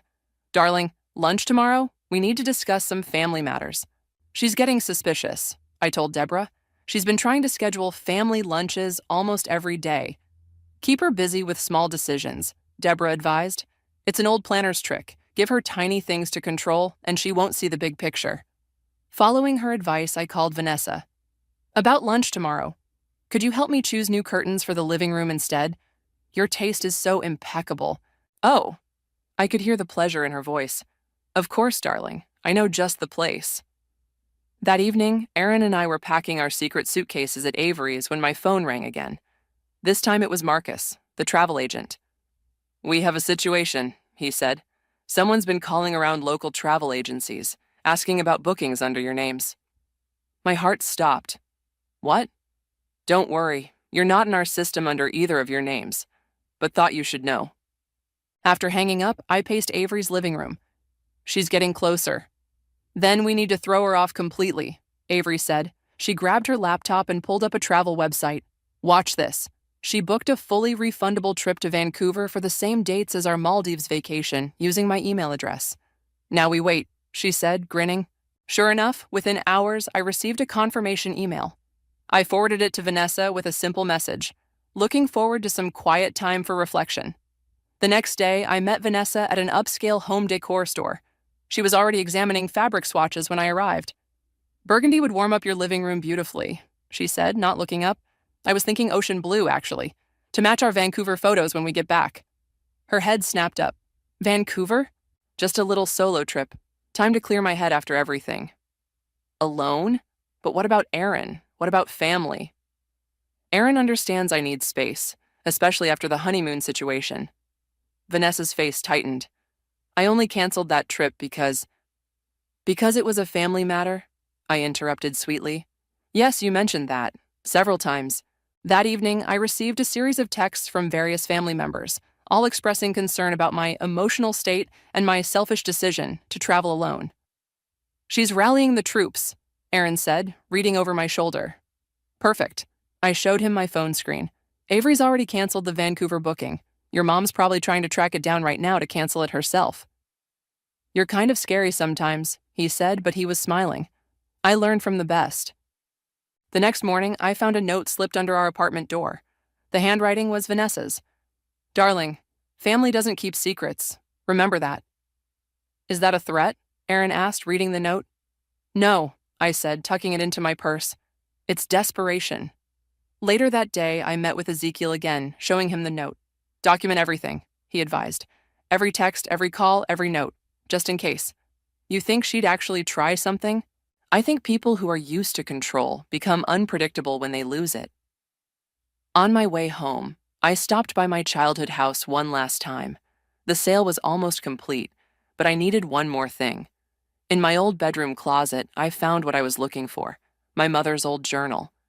Inside, she'd written about her own struggles with Vanessa years ago, when she'd first started dating my father.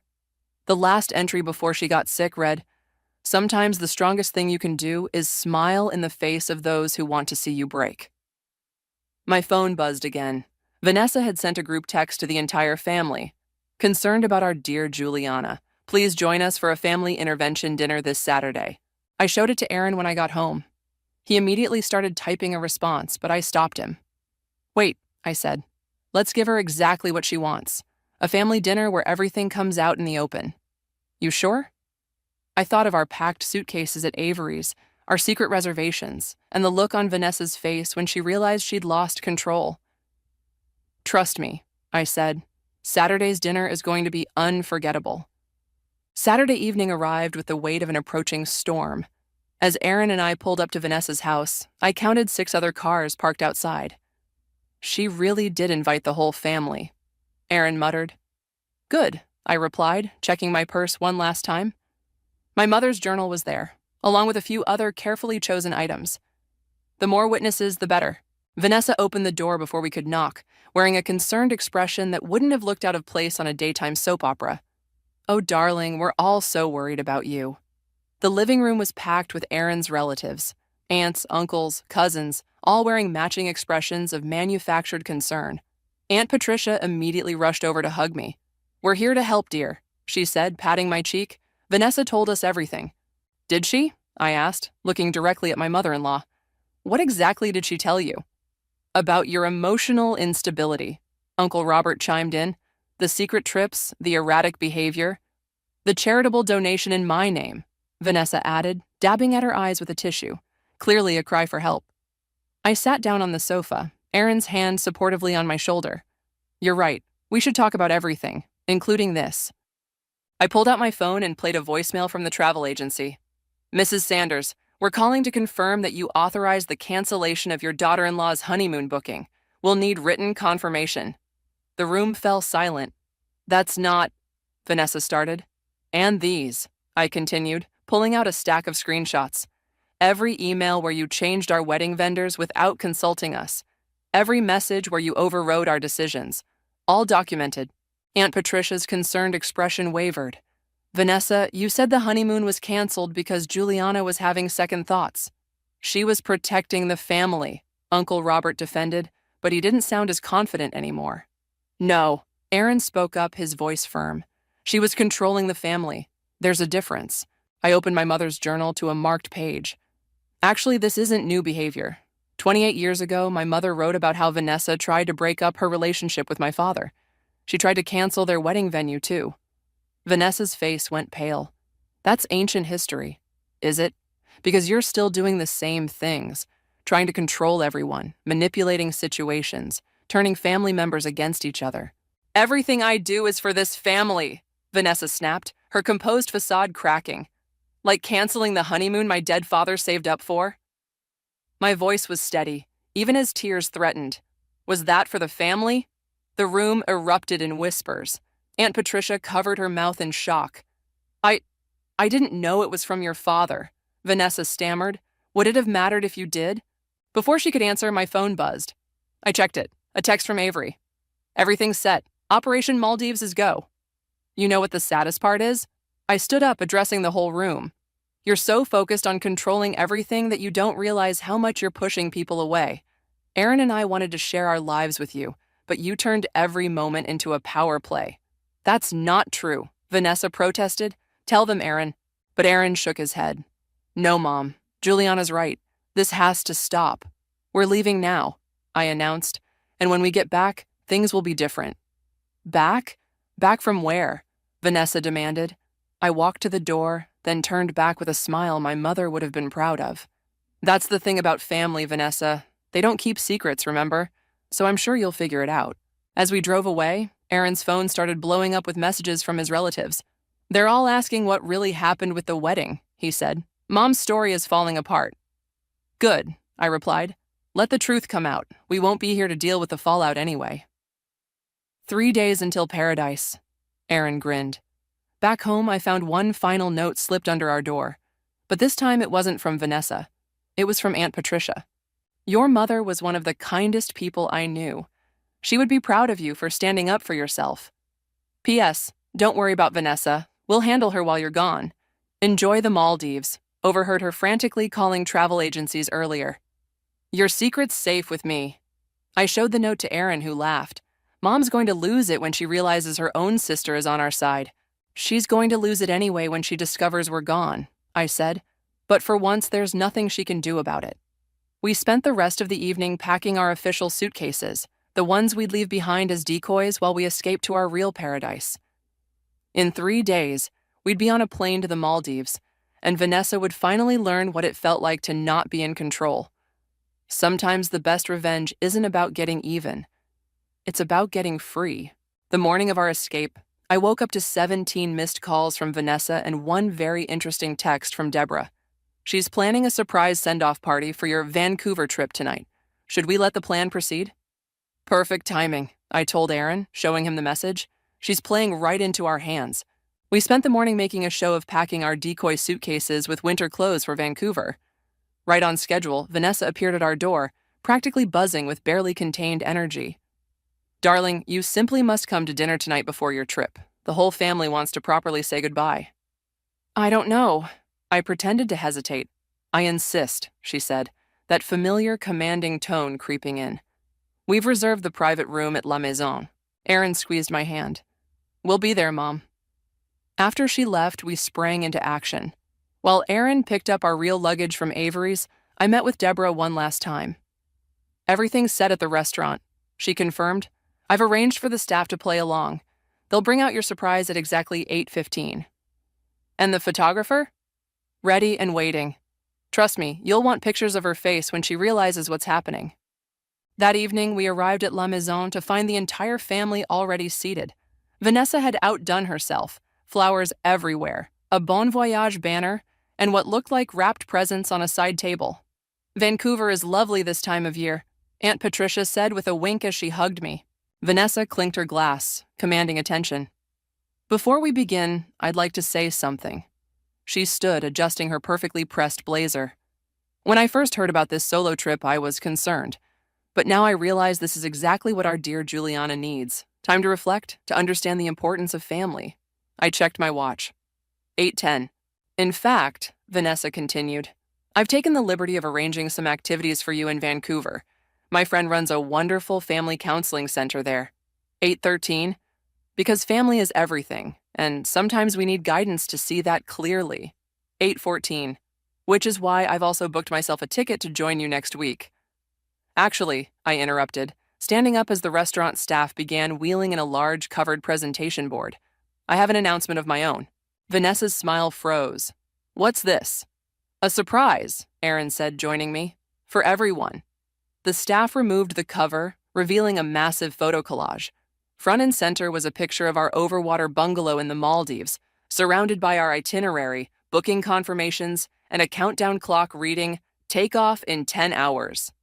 The room erupted in gasps and exclamations. Vanessa's face went from confusion to shock to fury in rapid succession. But Vancouver," she sputtered, "was never real," I finished for her. "Just like your concern for my emotional well-being." "You lied to the family," she accused, trying to regain control of the narrative. "No, Vanessa. We protected our privacy from someone who repeatedly violated it." I turned to address the room. "Our flight leaves tomorrow morning. We'll be gone for 2 weeks, enjoying the honeymoon my father planned for us before he died. The honeymoon that was canceled without our consent." Uncle Robert let out a low whistle. "Well played, kids." "You can't do this." Vanessa stood so quickly her chair scraped loudly against the floor. "I already told everyone about Vancouver. I made arrangements." "Like you made arrangements to cancel our original honeymoon?" Aaron asked quietly. "Mom, this has to stop." Aunt Patricia started clapping, and soon the whole room joined in, except Vanessa, who looked like she'd swallowed something sour. "A toast," Uncle Robert called out, raising his glass. "To the happy couple. May your honeymoon be as brilliant as this masterful escape plan." As everyone clinked glasses, Vanessa grabbed her purse and stormed toward the door. But before leaving, she turned back with fire in her eyes. "This isn't over," she hissed. "Actually, it is," I replied calmly. "Check your phone." She pulled it out, and I watched as her eyes widened at the notification. I just tagged her in a social media post, a photo of the Children's Hospital donation receipt, praising her generous spirit in turning our canceled honeymoon funds into a charitable contribution. "You wouldn't dare." "I already did. The post is going viral in our community as we speak. Congratulations, Vanessa. You're now known as the most charitable mother-in-law in town." She fled the restaurant, leaving behind a room full of laughing relatives and one very satisfied daughter-in-law. "Ready for paradise?" Aaron whispered in my ear. I looked around at our supportive family members, all raising their glasses in celebration of our rebellion. "More than ready," I replied. "Let's show your mother what real family loyalty looks like." The Maldives were everything we dreamed of and more. For 12 blissful days, we lived in paradise. No drama, no manipulation, no Vanessa. Just crystal clear waters, white sand beaches, and blessed silence from our phones, which we'd left on airplane mode, until day 13. "You need to see this," Aaron said, his face illuminated by his phone screen as we lay in our beachfront hammock. He'd briefly connected to the resort's Wi-Fi to check our flight details. I peered at his screen. Dozens of missed calls, hundreds of messages, and one very interesting email from Aunt Patricia with the subject line, "Your mother-in-law's meltdown gone viral." "Should we look?" I asked. "I think we have to." The email contained a link to a local news website. There, in all its glory, was a video of Vanessa at a charity gala, clearly intoxicated, ranting about ungrateful children and family betrayal.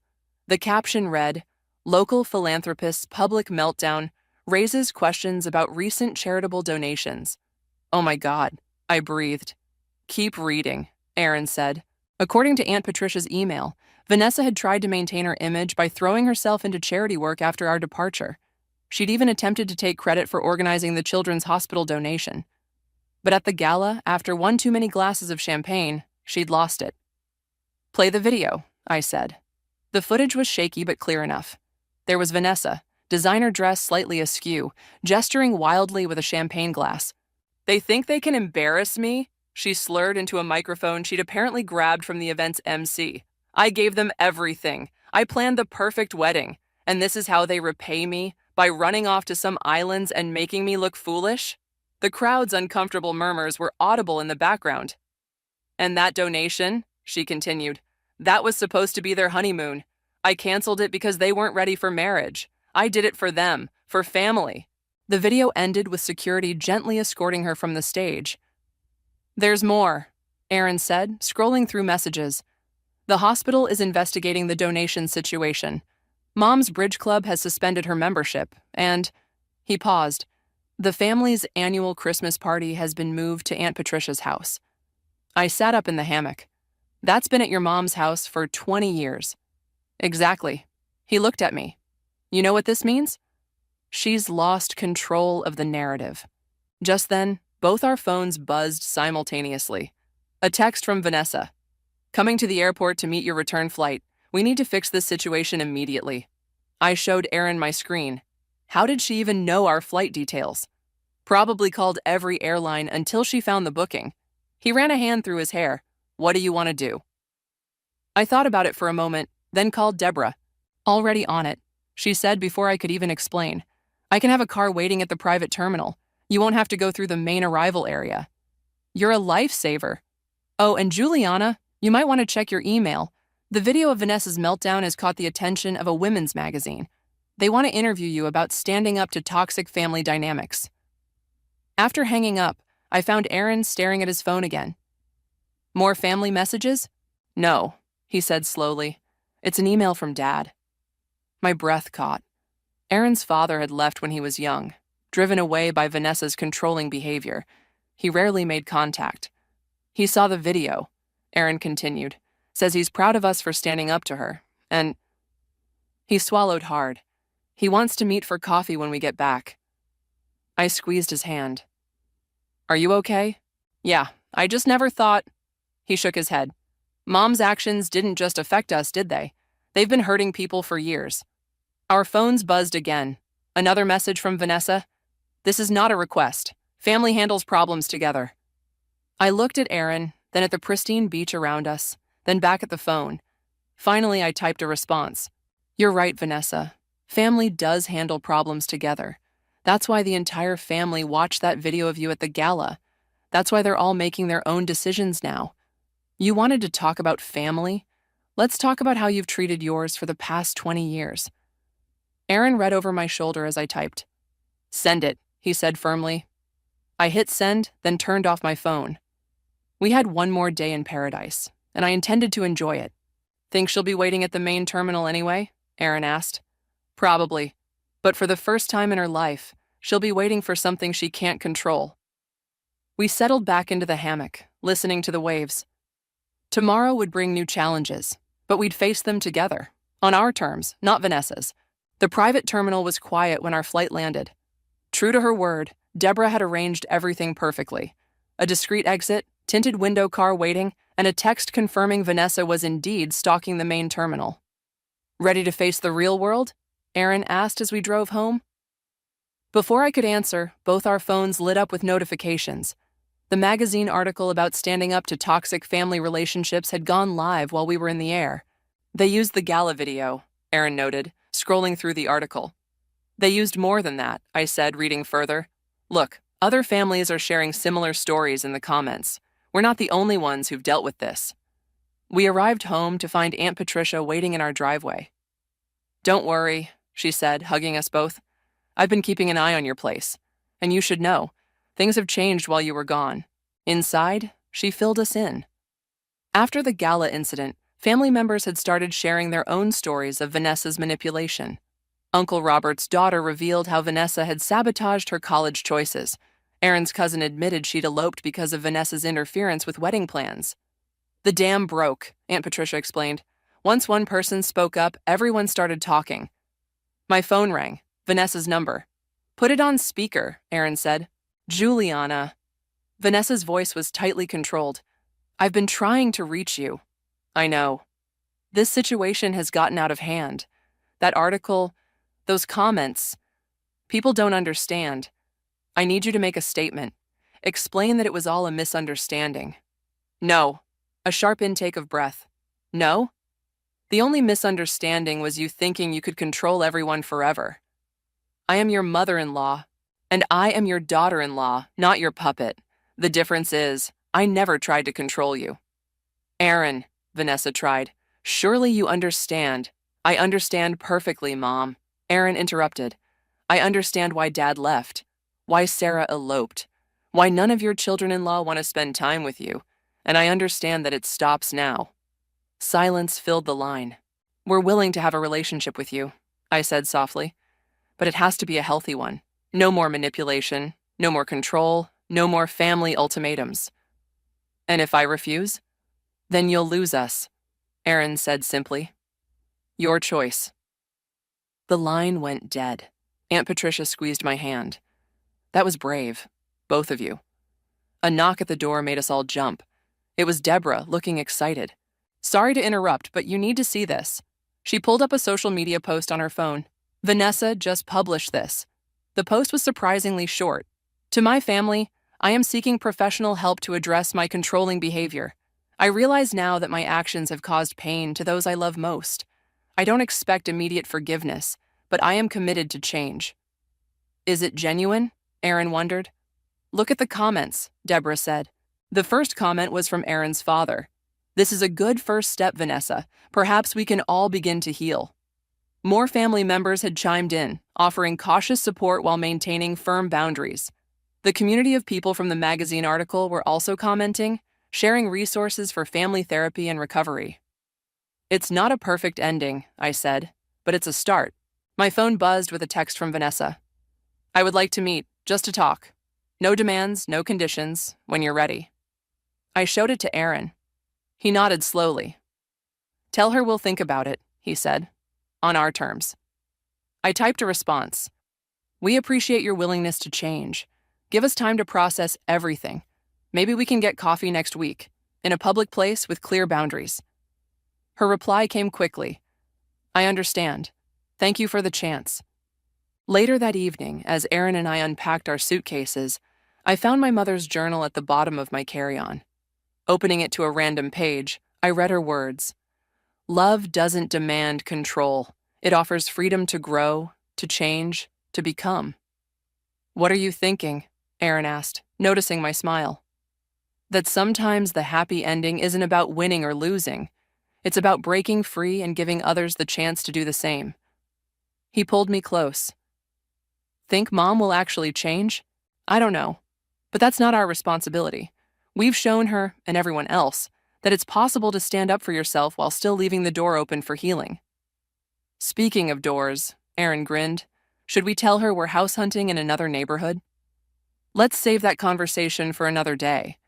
Right now, I just want to enjoy our freedom.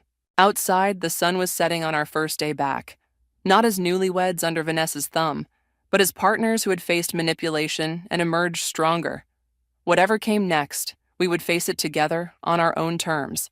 And that was the sweetest victory of all.